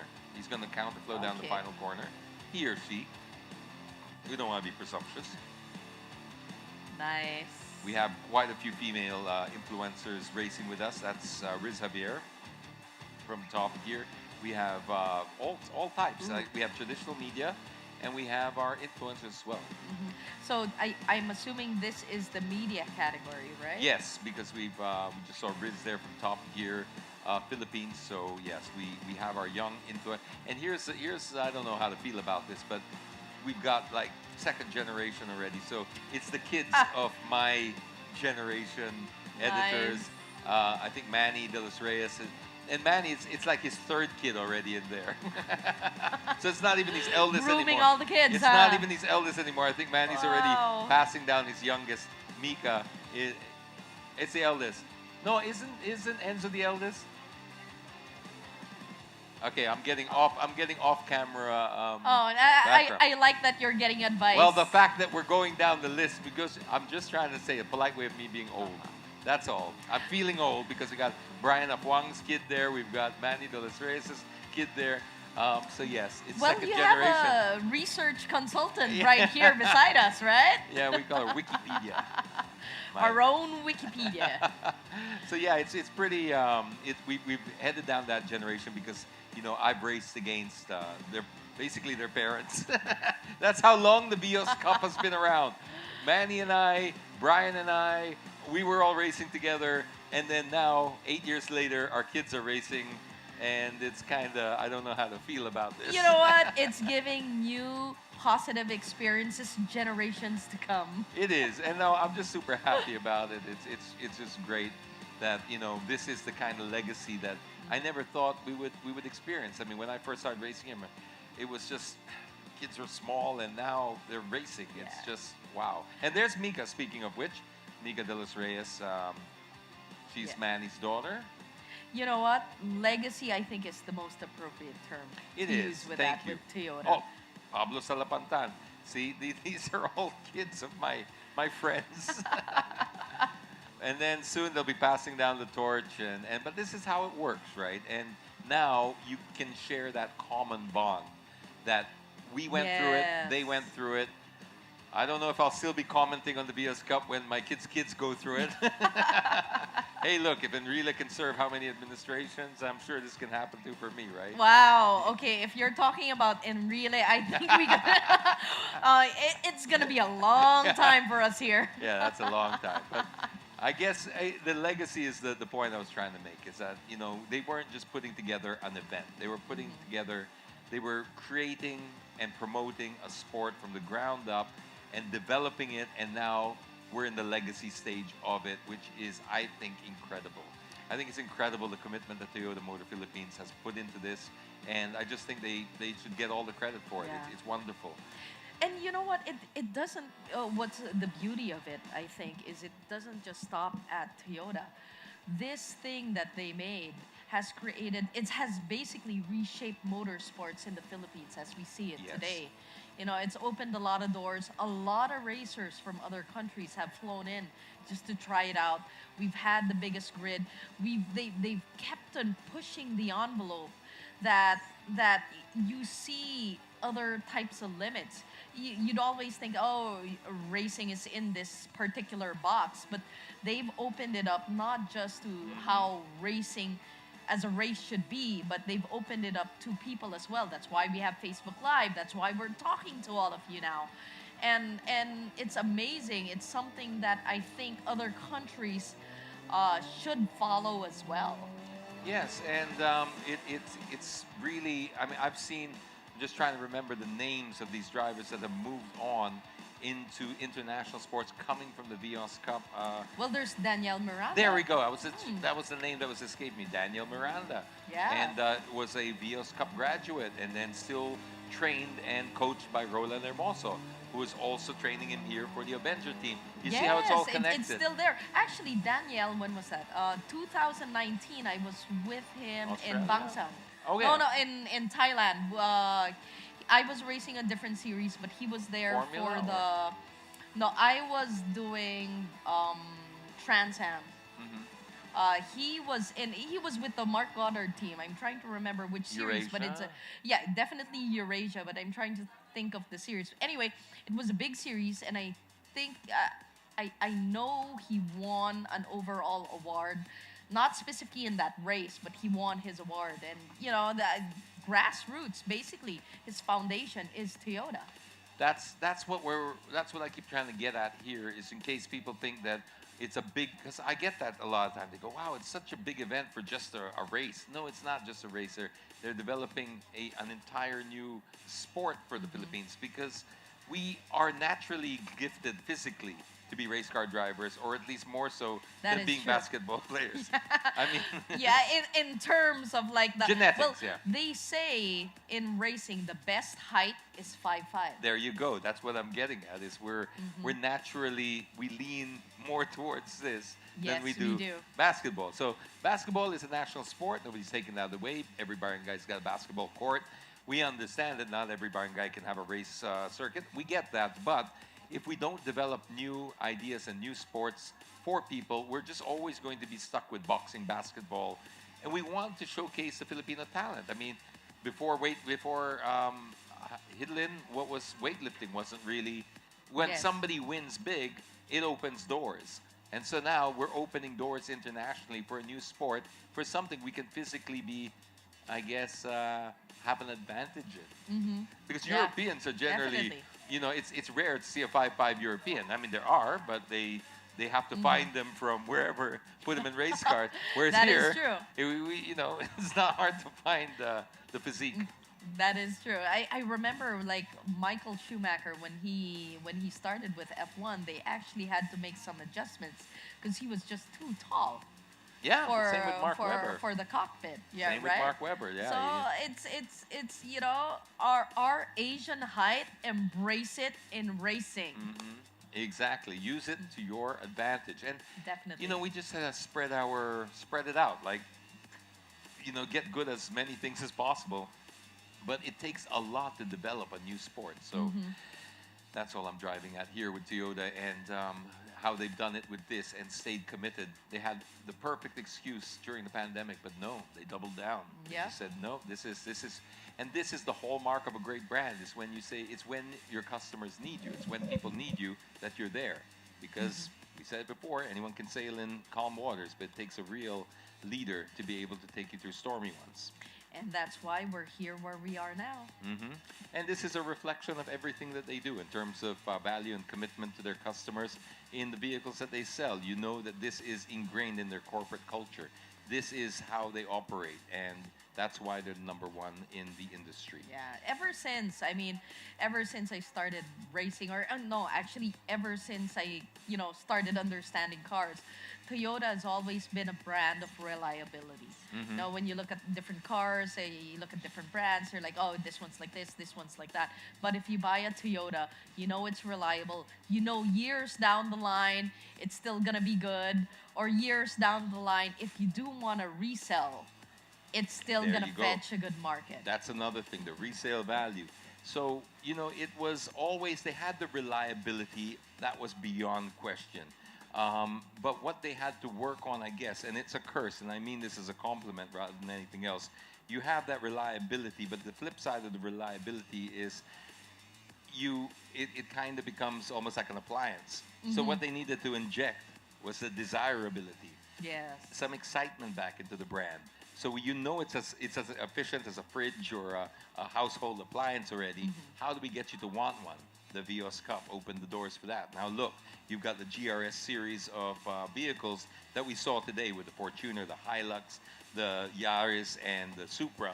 And That came from here. Yeah, that's amazing. You It know, came it from here. goes across their whole line. It doesn't just stop at their sedans. You know, it's literally hit each and everything. And that GR plate right there, it's desirable. That's one small thing. You're just like, performance. There you Me, go. when I see this, it's like speaks performance right away. There It's you like, go. okay. So this has managed to marry the desirability and the reliability into one very elusive package, which is the Toyotas that you see on the road nowadays. And the biggest compliment I can think of was when sometimes, I don't know if you've noticed the same thing, but I've driven around and seen like Vioses that are dressed up like Vios Cup cars. These are not people racing. These are people who are Oh, just that's influenced by. amazing. Yes, you'll see That's them. amazing. They put the livery, the stripes, and stuff like Uh-huh. that. And because I know every single racer here, I know that that's not a racer. That's Yeah. somebody who just Wow. got affected by all the hype and excitement and the wakudokiness of it all. Wakudoki. Yeah, and wakudoki, if you're unsure of what that means, it's another elusive combination of excitement, nerves, fear, all combined into one. And that's the feeling that you get when you're in a race car. You're just like, it's very hard to explain, but the Japanese have a word for it. Wakudoki. Yeah, the quintessential. I mean, the whole ethos of Toyota and how they market their stuff and how they mix in performance with reliability and bring it out to the streets. It's just amazing. It is, and wow, it's just okay. I wonder who those were. Yeah, We that was pretty close. That was close. So, for people who are just watching right now, as what James explained, since it's pretty much the same, it's mirror images of the track. Whoever more or less finishes first, stops first, that's what you can see there in the middle, is probably the faster person. And this is the best time of like 2 stints, right? Yes. For each. So it'll get 2 stints. Best time is what counts. So, and you can't say, no, his side was longer or my side was, it doesn't matter because you both drive the same. You'll flip and you'll drive the other side. And whatever your fastest time was is what counts. Yeah. You get to burn the other times as well. And then we can declare a winner. First, second, third, and that's it. And we'll do that for the influencers and the media class. So everyone walks away with something. Well, not everyone, but every class has a 1, 2, and 3. Then, of course, we have the promotional class and the sporting, super sporting, etc. And then all of these add up later on to points. So these people are not racing just this weekend. All the points will be added up, and then it'll go into a championship. And then that's where you can win the Vios at the end of the series. And for the racers, for the sporting class, etc., you're winning 50,000, 35,000, 20,000. It depends on what category you're in. But the fact that there's even money that we're talking about is already light years ahead. Oh, wow. This is something only I could dream of. I thought this was one big pipe dream till I saw It Toyota used to be a do it, one-way street right? racing, which was money out. One-way street, money out, money out, money out. Money out, money Toyota out. turned it into a two-way street. They said, okay, if you do well enough, you might get some Yeah, money back. galing. Yeah, I'm assuming this would be the influencers by now because we only had, since it's the finals, we only have 4 racers each. Yes, that's how it's supposed to be. And, well, they'll usually flash up the names. So if we can get some names flashed up, we'll be able to tell you more. But this is basically how we get people into the sport now, is those, you don't need to have any experience to be able to do this. Toyota provide also all the training, the coaching, the equipment, even the suits and stuff, that you wear while you're doing this is all provided. So it's a real arrive and drive series. Yeah. So right now it's Kevin Francisco from the Modern Creatures. The Modern Creatures. What interesting It is an name, interesting right? name for is Yeah. that a Oh, blog? so it's still, I'm assuming it's still media. Yes, Zig Wheels is still part of the media. Promotional media. Promotional media. Now we have Roy Robles from Zig Wheels. Whoo, that was close. Sporting media. So there are different categories in media as well. Well, apparently, which yes. is interesting. All right. So it'd be interesting how they segregate them. Do they segregate them because of like practice times? or how long they've Would been be in the interesting track. to find Yeah. out whether they're, because I mean, again, just to get into the macro thinking of it all, it's trying to bring new people into the sport. Toyota were never there to create a series just so racers can race, because racers will race anywhere, right? That is true. Right? So that's not, they're already preaching to the choir. What they wanted to do was, that's why you never saw, I mean, I first asked when we first joined, why isn't Carlos Anton here? Why isn't Mike Potenciano here? Why aren't the Ramirez brothers here? Where are these drivers? They're saying, no, they've already had, it's not that they've had their time. We're trying to develop new talent. Yes. So they brought in those people. They brought you in. They brought these other people to help bring in this new talent and then teach them, bring in fresh blood. So this also adds to that. You're bringing in people with zero experience. They're being invited. They didn't even ask, some of these people. They're being invited because Toyota's reaching out. It's like a golden ticket, huh? It's like a golden ticket, exactly. They're reaching out, and it's not because they think you can drive whatever. It's because they want to make it accessible for everybody. That's their goal. Galing, galing. Magaling talaga. And again, it ties in with their values. They want their vehicles to be accessible to everybody, but they don't want to compromise on quality and safety. It's not something that, okay, you can make everything accessible to people if you just cheapen it. Yeah. But they don't. The magic that Toyota do is they're able to find a format that still maintains their brand values and the standards that we come to expect from them, but still get somebody new in. That's a very good non-negotiable right there. Very good, because you do not want to negotiate ever on safety. That's one area that you'll never see them cut corners. I think the greatest example of that I saw in the Vios Cup was, and I've told this story before, but I remember the inaugural Cup of the Vios Cup, which is when I was driving, not commentating. So we did all of our practice, and it was big. It was a big deal. It was inaugural night, so it was really supposed to kick off the whole thing. This was January, I think, of 2014, or January or February 2014. So we all had our practices. We did our qualifying. Everything was done. We went to the hotel. The hotel was booked out. Like, we had hundreds of people, hundreds of rooms practically. Whole 9 yards. Yeah, we right had there. whole 9 yards. Well, Toyota, it's Toyota, Yeah, right? it's always the whole 9. Well, honestly, I mean, I wasn't there, but I heard like everything blow by blow. It was that massive. big.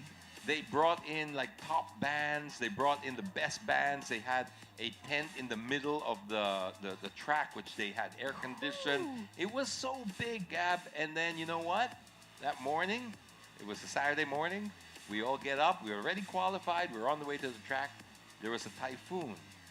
And it was, I mean, all right, it's fine. It said no, and they canceled everything. Wow. They canceled everything. Like, I think a lesser brand would just said, look, just raise do it. it. Sayang, diba? We've done it. Let's just make do. No, they were like, that's a compromise and something we don't compromise on. And I remember thinking, as heartbroken as I was, because I didn't get to race that day, and I did qualify pole. Yeah, see how I snuck that in there? I like how you're like, actually, the whole reason for the glint story. in your eye. Yun lang. The whole point of the story was just to sneak that in. Yeah, you can say it again. What did you say? I didn't hear you. Qualified pole. But then I never got to, but that's not I was really just impressed with how it was just a non-negotiable point for them. I looked at what they had to do, the tent, the bands, the hotel rooms, everything. But there was they didn't think twice. It was just no. You spare no expense when it comes to safety. And then we did it all over again. So they did another weekend. And they had to redo everything again. And then I qualified third. And I didn't win that race. So I'm still, my emotional victory was then.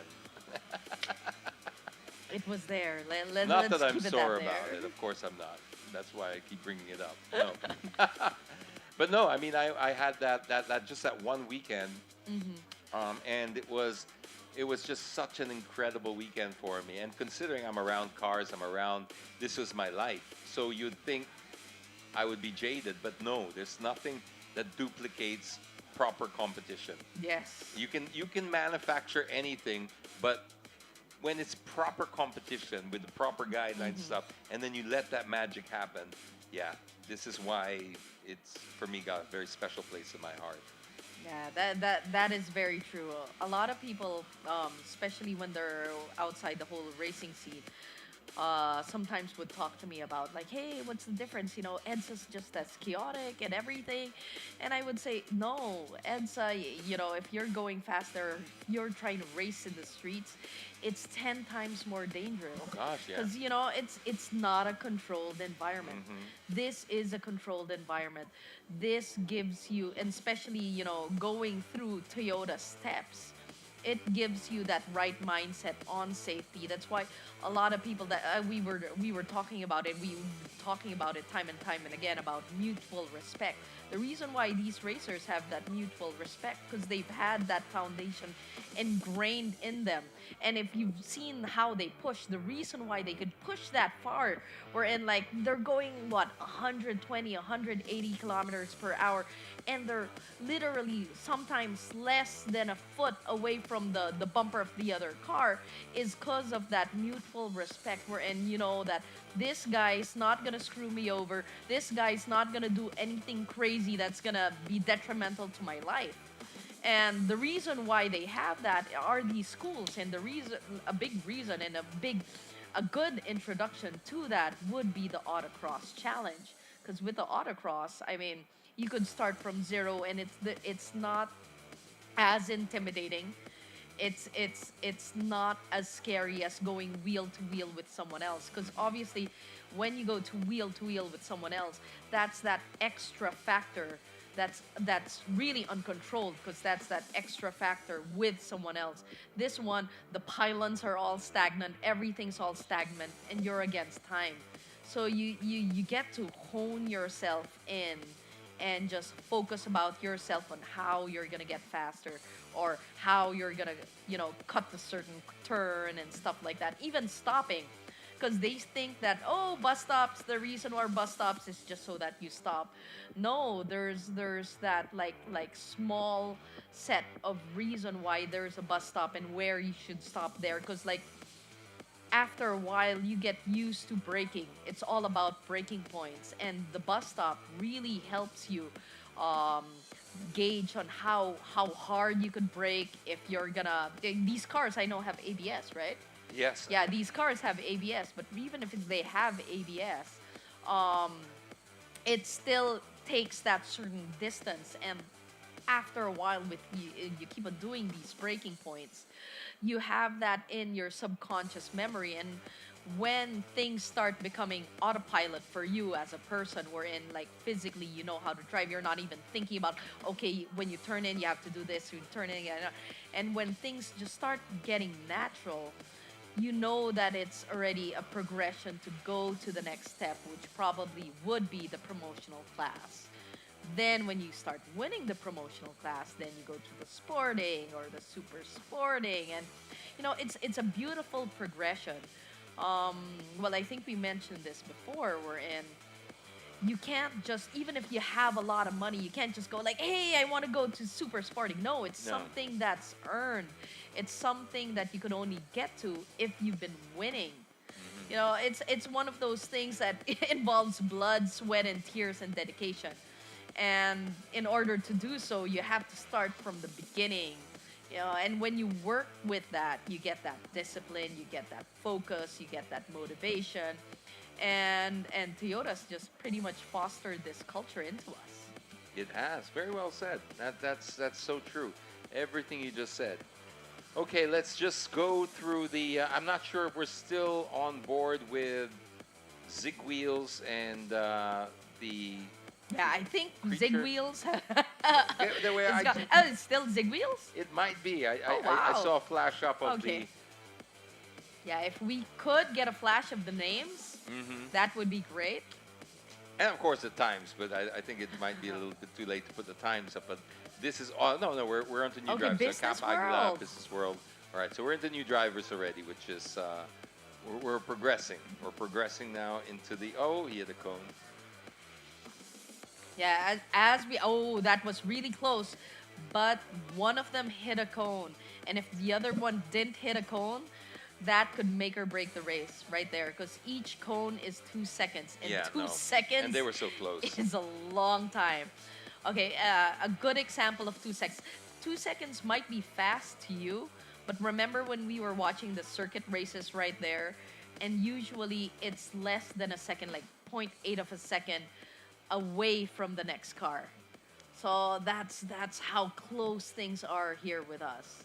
Very, very close. And that's it always comes down to like a tenth or two or less sometimes. This is how Yes, very much competitive so. it does get. We got JP Tuazon in the booth. JP, what's up? Yeah, Would you want to say some words? JP's another relic. I mean, another fixture. Should I say fixture? Legend, yeah, Top Gun, legend, Top Gun. yeah. Why did you say relic? Gab talaga. Oh, he's Sige coming na nga, over. He's ako na coming lang. over. Allah, he's coming over. Ayan Okay, na. ayan. Here's the mandatory selfie from JP Tuazon. Great job, JP. I mean, I know this is a very challenging event to put together, but year after year, they manage to do it 3-4 Yep. times a year. And it never gets old because, you know, like I said, you can have the same formula, but it's always a different story. That is Every true. single time. Every single race is a different story. And like we covered before, if there are 10 races, there's 11 stories. As you saw a while ago. Or sometimes it's 12 because there's our version of it too, right? So then there's the truth of what really happened. But that's what we love about it. We love this. And I think one thing I just wanted to add on what you said about the whole slalom, the safety and all that. They do all that, but they don't take away that feeling of competition because once you put a timer next to it, you still oh, yes. the adrenaline is still the same. You know, it might feel like okay, well, it's not wheel to wheel, but you're still like, it's still the same feeling. Yeah, and you know what? Okay, obviously we were looking at high speeds a while ago with the circuit races, but these cars, because you're doing such tight turns, you feel the G's. These things it's pretty jerky inside because you're really trying to fling the car around without it hitting any of the pylons, and. You know, I would love to actually have an onboard with one of the guys over there so you can see how crazy it is. The difference of seeing it from like an outside view wherein things are smooth and steady, wherein you're inside and you can see the rotation of the car. You could see like you could hear the car screeching and everything. Because you can't really hear that now here, but when you're there, oh, I'll tell you, it's pretty much like a roller coaster. Yeah, and the trick there is to, like you said with Danny Santiago, to smoothen everything out, to bring it down. That's very hard to be able to get to that stage because the tendency is to do these very quick movements because it gives this illusion of speed, this illusion of urgency. But a fast driver is a smooth driver, somebody that's thinking a few steps ahead. I remember one of my great experience I had with Walter Roll. Who was a two-time World Rally champion and among many things. And he was driving me in a snow somewhere in Sweden, and he was driving like this, and just the way he was ice driving, and ice driving's the scariest. Yeah, you need finesse with that. And what he was saying was like slalom except without grip, and he was like doing 200 kilometers an hour. You're anticipating, so you're turning like way before you normally would because you're already anticipating the slide and so it's smooth. If you're reacting, then you're jerky like this. But if you're already preempting, your movement can be this big instead of this big. And this is something that you need to train your brain. And this is where slalom is a really good helper in training your brain because if you try to go through a slalom like this, yes. You're probably gonna end up punching yourself in the face. I've done that, and the wipers are on, and this is the indicator. Yeah, everything's like. Yeah, everything's. You're like, what happened to your car? Looks like a Christmas tree because all the lights are flashing. You got a bruise here from punching yourself. No, just calm down. It looks like you're putting out a fire with a newspaper. It's like 20 things at a time. Yeah, just calm down, and then start slow, and then build on it. Build on it. Instead of reacting, you do it a little earlier. So then it's a smaller movement. And then you think, okay, you'll find the perfect spot. Don't wait till exactly that time to turn because you have to turn big. So these are the habits that you're learning here. Yeah, that's actually a good word to take home. Anticipating. Anticipate, because when you do it in Yes. advance, it's a lot smaller movement. It's like it's the same theory behind an ounce of prevention's worth a pound of cure. There's some similarities to that because you're doing it in advance, so you can only do it this much. Yeah. If you wait till you actually turn the corner, you're turning full, turn a little earlier, and then let the car react, and then you're correcting it there, especially when you're dealing with slippery surfaces. Yes. Stuff like Which I thought we would have this I thought so today. too, but Bipolar Clark has delivered again. Just when we thought we knew what it was going to do, it turned around and said, ha ha ha. Yeah, I fooled you again. So now we are on to our promotional influencer. So this is Benedict Kua right here. So we are basically we're breaking it up into 4 different categories. You got our promotional and our sporting. Sporting and I guess super sporting? For influencers and then media. So we're giving chance to everybody, because also another thing that we don't want to do is, with all the different skill levels and skill sets we have out there, you don't want to demoralize a person by putting them into a category that's just, they can't compete. They're just like, they'll just lose hope. But if you're putting them, and you have these micro categories, which is like now, it's a slalom already, but we have promotional and sporting. So this is how people learn, get confidence. Yeah, you foster that sportsmanship, and when people compete with their level, they have a tendency to strive more because they know they could win. It's anyone's chance. Anyone could win this. Everything's up for grabs, so that makes things a lot more exciting. I would really like to know how they divvied up all the categories next time. Okay, so we have who we got there in Carla Lizardo in 8. Okay. Okay, we're picking up channels that we're not supposed to be listening to, I think. Oh, I'm not. You're not? No, no one wants to talk to me. Okay, I'm hearing, it's either that or their voices in my head. Oh, I get that all the time. So, oh, that was pretty close. As we said a while ago, whoever stops first most likely would have the faster time. And since they both stopped pretty much at the same time, that's a close fight right there. Yeah, but now as when it started throughout all the way through semifinals, it used to be elimination. Yeah, it's like head-to-head elimination. Now it gets a little bit more interesting because now it's based on time. There'll be 4 drivers, and whoever gets the best time amongst them would be champion, the winner. So you're not hearing voices in your head. I'm hearing the entire conversation of Derek in the back there, and Oh, okay. I want to hear the chismis rin. no, they're talking about you. So So while James is dealing with all his multiple personalities and the voices in his head, let me entertain you with Autocross. okay, Derek, if you can hear me, I can hear everything that's going on back there, and it's okay. It's very distracting, lang. It's like there's a group chat going on in my head. James has left the room. Okay, I'm back. Okay, it's nice to be back. You know how disconcerting that was. All right, we are back at the slalom, or we call this the Autocross Challenge. But is there a difference, Gab? I mean, slalom, Autocross, Gymkhana, are these just different names for the same thing? Well, it really, technically, it's kind of like football and futsal. Okay. It's you do have the soccer ball, you do have the players, but there are small little dynamics that are a bit different. Excuse me. Yeah, that's exactly what that button's for. Anyway, yes, it is. It literally Although says we're cough still on over it, camera, but though. anyway, I know with slalom, well, for the Philippines in particular, there has to be a donut. Oh, is that right? Which Okay. is the squala. There has to be like a 180 usually.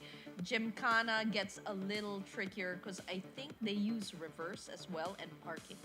Oh, okay. That's that's interesting. Autocross, as far as I remember, okay, always has a stop box. It's been it's been decades since my last slalom race, but I think there's no stop box in slalom. I think there's just like a finish line, as far as I remember. And is it just It's a little tighter. I remember when I used to do autocross races used to be in a bigger space, normally speaking. Then slalom races were in smaller space. But this is all based on personal experience. So if you Google that and it's wrong, my bad. But that's my personal experience based on what I've seen and experienced in the Philippines. Yeah, Gymkhana, we don't really have Gymkhanas here. But Gymkhanas, as far as I remember, there's some tricks that you could put over there. that sounds like something that yeah, like the stunt drivers do in the UK. I think it was Russ Swift. I think it did. Yeah, Russ. Oh man, I've ridden with Russ Swift. The guy is amazing. He's crazy, right? Yeah. He's crazy, and I actually tried doing that, huh? I had this show wherein they were like one day they're like, okay, Gab, drift into a parallel park. I'm like, what? With a sidewalk, with a banqueta. With two cars and a banqueta. Dude, it is hard, and they already gave me like Even less than an inch, but yeah. crazy. But that guy's sounds like amazing. what you how you describe Gymkhana. It sounds like what he used to do before. So it explains it now. It's stunt driving basically, but this one is more for the track. So we're teaching people the proper skills, and we're teaching them at these fundamental levels. Okay, you got to learn the foot, the brake, the pressure of the brake, and more importantly, tempering that throttle. Tempering that throttle. It's just anyone can slam the foot on the gas like they're killing a cockroach. That doesn't take skill, right? I love your analogy right there. What you want to do is you want to feather that like there's a hard-boiled egg or rally. Talking about balance, I'm saying, how are we talking about balance? We got 4 wheels. It's not a 2-wheel vehicle.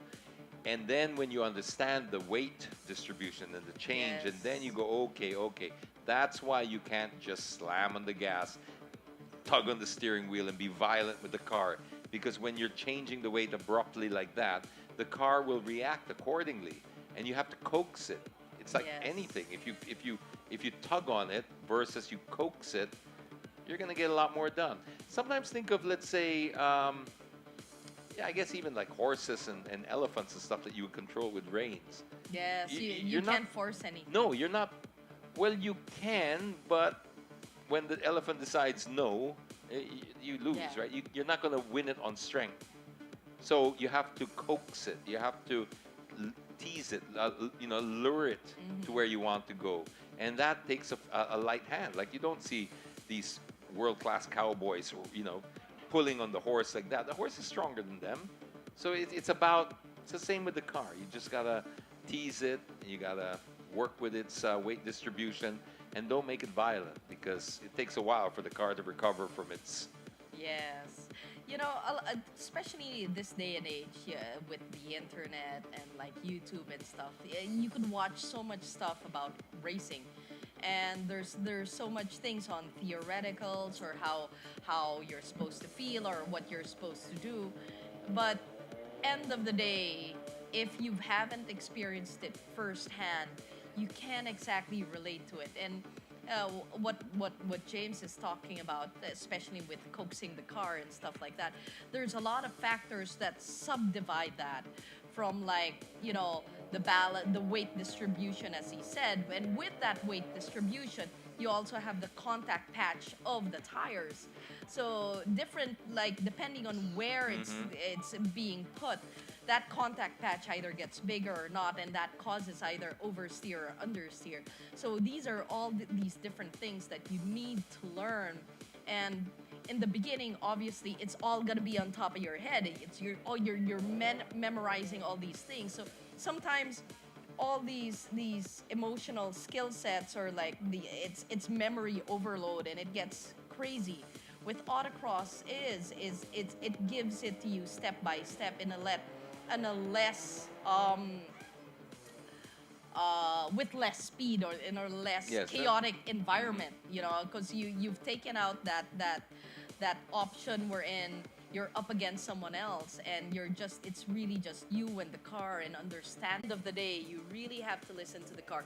You have to understand how it moves, how it feels, how it react, because each car also is different. I mean, now we're dealing with front wheel drive cars, and tackling front wheel drive cars is completely, it's like a different planet from tackling either an all wheel drive or a real wheel drive.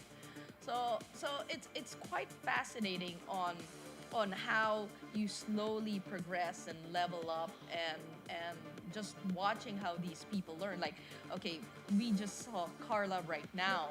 I mean, her drive from the very beginning, when we saw her earlier on before lunch, is completely different from her drive now. It's like watching a totally different being, which is quite fascinating on how you see their learning curve, but you see how they're adjusting to the car right now. You brought up a point about, like, when you're talking about weight distribution and then the contact patch of the tires. I thought that was very interesting, because a lot of people, and this is also going to be something you learn or should keep in mind for the road, public roads. What Gab's explaining is, when the weight distribution, you're turning, obviously the tire on this side that's against the force is going to get smaller. But even in its biggest form, it's about the size of a compact disc. Yes.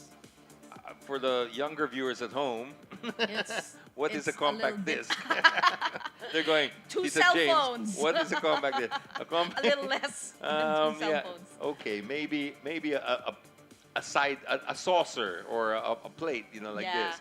Okay, something like that. A small, all that's in between you and utter certain disaster.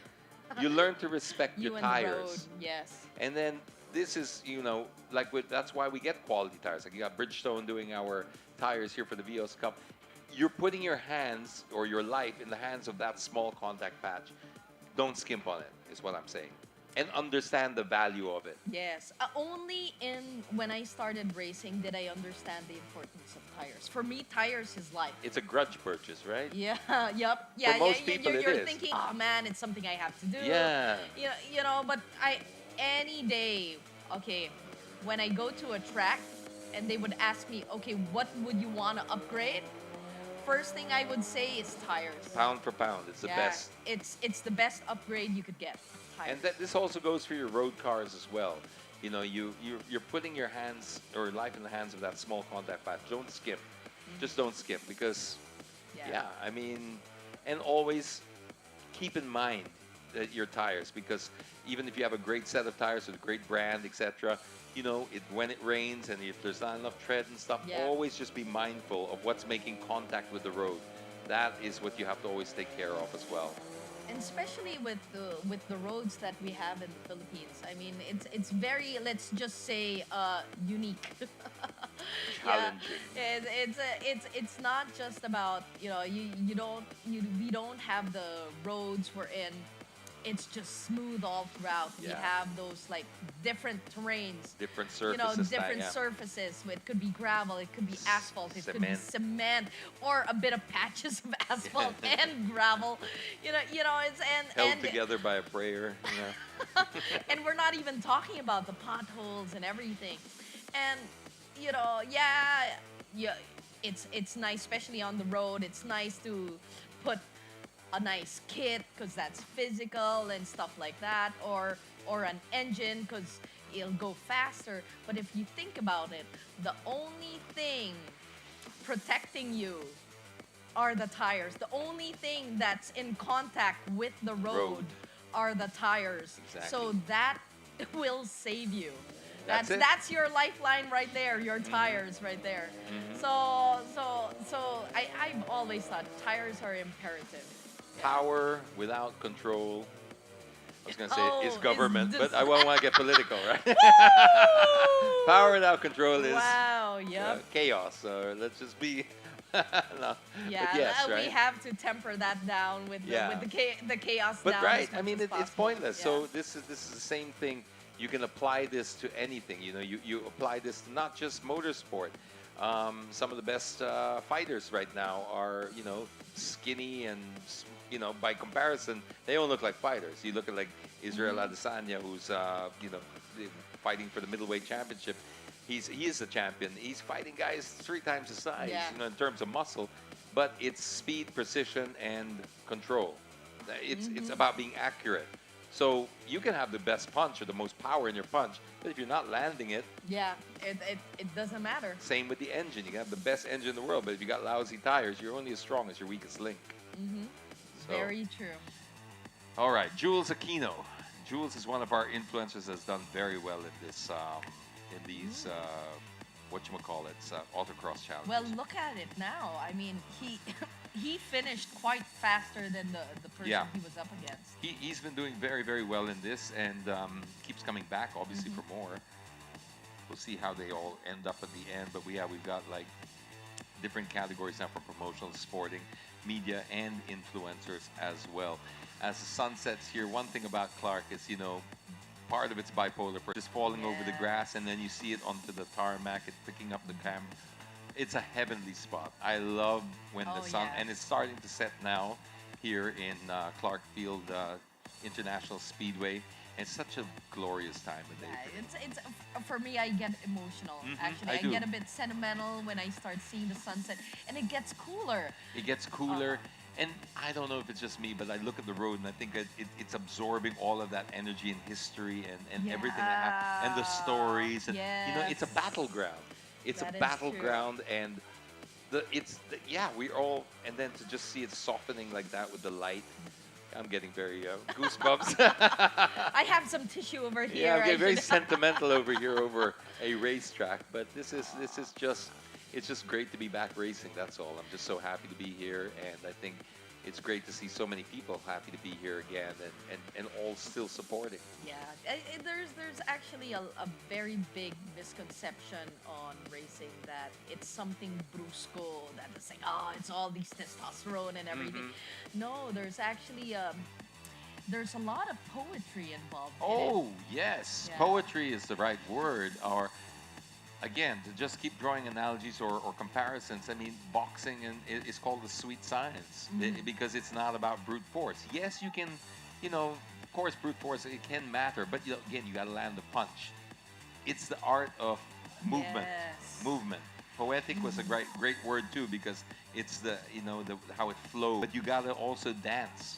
Right? Yes. Because you're not muscling your way past the car, especially if it's got the same engine and setup as you. You're finding that dance. You're finding when it.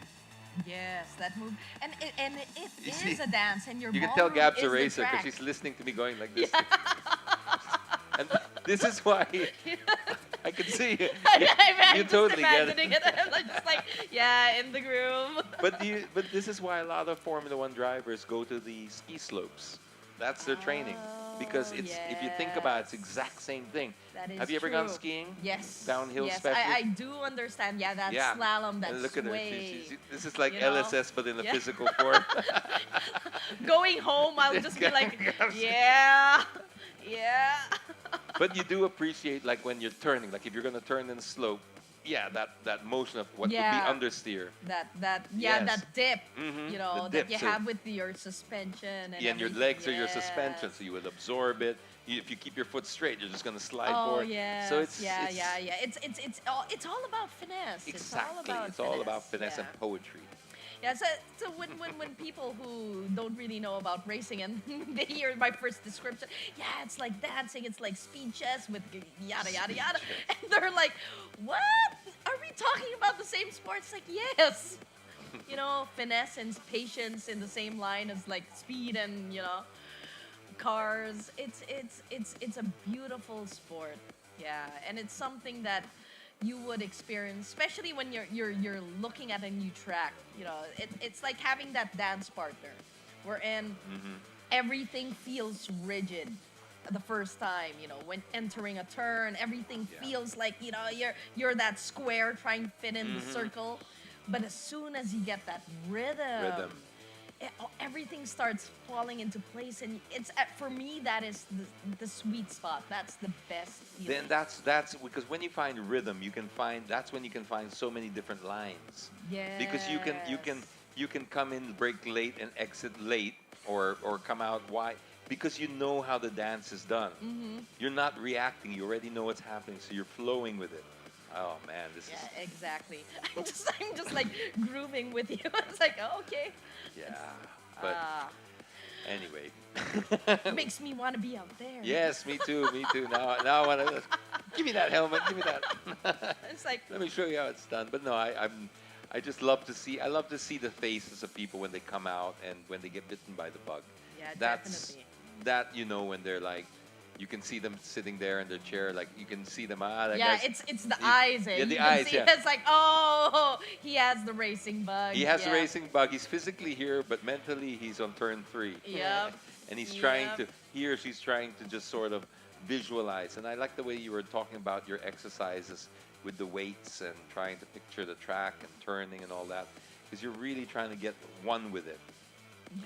Yeah, And- it's quite okay. To those who actually want to try that, what's nice is when you do it, you visualize. You have a timer, and if you clock the time right after the like you end one lap. Oh, wow. And if it's close to your actual time, Wow. you're doing it right. Have you ever nailed it to the second? Not nailed it to the second, but I've gotten close, like maybe a second and a half off. Oh, that's or not stuff bad. Like that. Yeah. You hit a cone, basically. Yeah, I hit a cone. I hit a A cone. virtual cone, yeah. Mhm. But that's yeah. You visualize and through the corners and stuff. Yeah. Okay, so now we are into our. We're definitely into the influencers. Just don't know if it's the promotional or sporting. Yeah, it's okay. As the day progresses, and especially now that it's near sunset, the track is pretty much cooler. So with that, it should maybe not as much because this is an Short. autocross. Yeah. Yeah, this is very short. But usually at an actual like long race, a circuit race, you'll see the times get faster. But what's tricky about this is depending on which turn or what angle you're in, that sun hits. I was gonna just about to ask you that where's Oh, it's quite blinding. because you've raced your endurance, so you've probably had Yeah, to. so it is usually when you're turning towards the chicane, and Akasha. Akasha. So when you're As entering far as Akasha, I remember. And Yeah, if it's so Akasha, it's pretty that's a break. tricky. You're just like, Yeah. high speed. That's and- high speed. Yeah. Yeah, and there's a breaking point there that if you miss, you're Yeah. Bye bye. bye. Yeah. Wow. Oh man. But do you ever get to race here at night? Do they have Not yet. facilities You yet know, for- we've been trying to convince basically their team, Johnny and them, that why not try? And I think some people have offered putting in sponsoring the lights already for Okay. a 25-hour race, but not 25, but at least an overnight race. It has yet to happen. Hopefully sooner than later, because I would love. It's something else doing a night race. It's it's a different being. There's a different feel to it, and it feels a lot more cinematic and dramatic as well. I'm sure. Yeah. I'm sure. I mean, I've been to Le Mans and watched it live, and I wasn't driving it. Although I did drive the track, but I didn't. It was just like a ceremonial lap. Ooh, And yeah. but to be able to feel that and energy and that, and we moved around. So like we were in because it's big, it's a long Yes, track. it's So huge. we were in like hospitality suites at once, and we moved to corners and different corners. So you feel, yeah, there's something so not romantic. That's not the word. How That's all me. You could use romantic all you want. with well, me. it's just because it's like, yeah, it's a whole different vibe, you know. Mhm. You're racing, but you feel like you're just doing your own journey because Yeah. you're in the middle of it's great, and then those lights down the Mulsanne Straight, and then you just see the cars flying because there's some Yeah. bumps there, and then yeah, you just see and the go up on all headlamp. fours. Ooh, yeah, motor racing. Did you see how many people there were walking around Oh the paddock? yes. I mean, it was.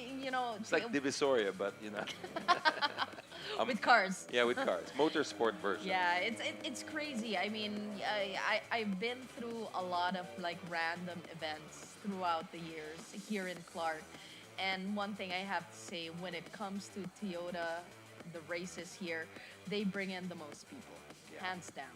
They by far, yeah. And considering now we don't have the bands like we used to, but before the pandemic, we used to have bands and stuff. We used to have Beer waffles. showers. I have a thing for their waffles. But Yeah. anyway, they even had like video games that you Yeah. could play in, and these things aren't charged. These things are all for free. Yeah, of course. You come in, you could do the experience if you want to take a break from racing. You could do the cars, or like they even had like those little drifting carts. Yeah. At one point. Remember we used to fly in KG. Yes. Yeah, the Drift King. The Drift King himself used to fly in, and we All would the go way from Japan. Yeah, Yeah. KG Chuchiya. Oh man, that was a highlight. Man. Yeah, then he would do donuts in the middle of the Yeah. in between in the intermissions. Well, I'm pretty sure that when this whole thing normalizes and we get back to like our old lifestyle, Toyota's definitely gonna have something interesting up his sleeve. You can always guarantee that because, like we keep saying, there's just one thing that you can be sure about Toyotas: they never rest on their laurels. They are number one for a reason because they just keep on pushing and innovating, and they just never rest. It's just always moving forward, and that's why it explains everything. And so it's just great to be a part of it. And soon enough, we're going to be finding out who will emerge here as our winners for the day, and then we will fold it into another weekend. And then at the end of the year, this is just going to boil down to a championship. But great stuff. And at some point, I'm not sure when the new cars are going to be, because these cars were brought in 2019. Yes, 19? 2019. 19, Yes. yeah. So we Also, have- there's going to be a new body and set already. Well, that's what we're all anticipating very soon. Wow, time flies, definitely. Yeah, for sure. 8 years now. Well, 2014, 15, 16, 17, 18, 19, 20. Yeah, it's been 8 years. Galing. 8 seasons Galing. and stuff. That's more than my Netflix binges. True, dude. It's pretty much almost a decade of dominance. Yep, Hats off absolutely. right there. All right. So we are still. Yeah, you were wondering if this is the finals. It does. That's another thing about the Autocross. So it does take a little bit longer because we're doing 2 at a time, and it's not quite the same as the wheel to wheel, which takes like 20 minutes or so, or a little over 20 minutes, 25, something like that. But this is a little longer. But we are now finally towards distilling itself to the last. So we're now into the GT Cup. Yes, we're now to the GT Cup. So would you know how many more categories there are for this? It's up to the GT. That's it. It's just Okay. promotional sporting GT, and then Nice. that's it. Okay. And then obviously the sun will start to. You know what? As the sun sets and we're gonna do our awarding, then it's the perfect Oh, time, it is, of right? course, of course. You have the light and it's natural lighting. You have your trophy. And it's symbolic, Yeah. right? The sun setting on the day, and It's like a cowboy riding off to the wind yeah. sunset. Yep. Right? Absolutely. Ha. Oh wow, wow. So okay, we are now to the GT Cup area, and then at least see very soon we'll be able to. I think we're down now to the last 4, but we're doing them in different stages: influencers, media, and GT. So it's actually quite interesting in a sense that since we can't really commentate on the races, everything's gonna come out as a surprise in the end. It's when like they- for us at least. I mean, for them they know, but yeah. Yeah, it's- but for viewers and for Exactly. us, It's got the gonna be beauty like, pageant feel, yeah, like, yeah. It's across- like who's the winner? Yeah. 20 seconds and Well, sometimes even in a way, so is the wheel-to-wheel racing because they're provisional results. So we don't know. So we think we know, and then Yes. it turns out somebody, you know. Actually, that's where it gets exciting because Mhm. you're assuming since you've seen it, and you're like, okay, this guy's the winner, and someone else gets called up on stage, and you're like, oh, what happened? Yeah, And it's- you want to find out what happened in the back room, what happened in scrutineering and everything. It's the bingo effect, you know, when somebody else out, bingo, and they Yeah. say, wait, let's check.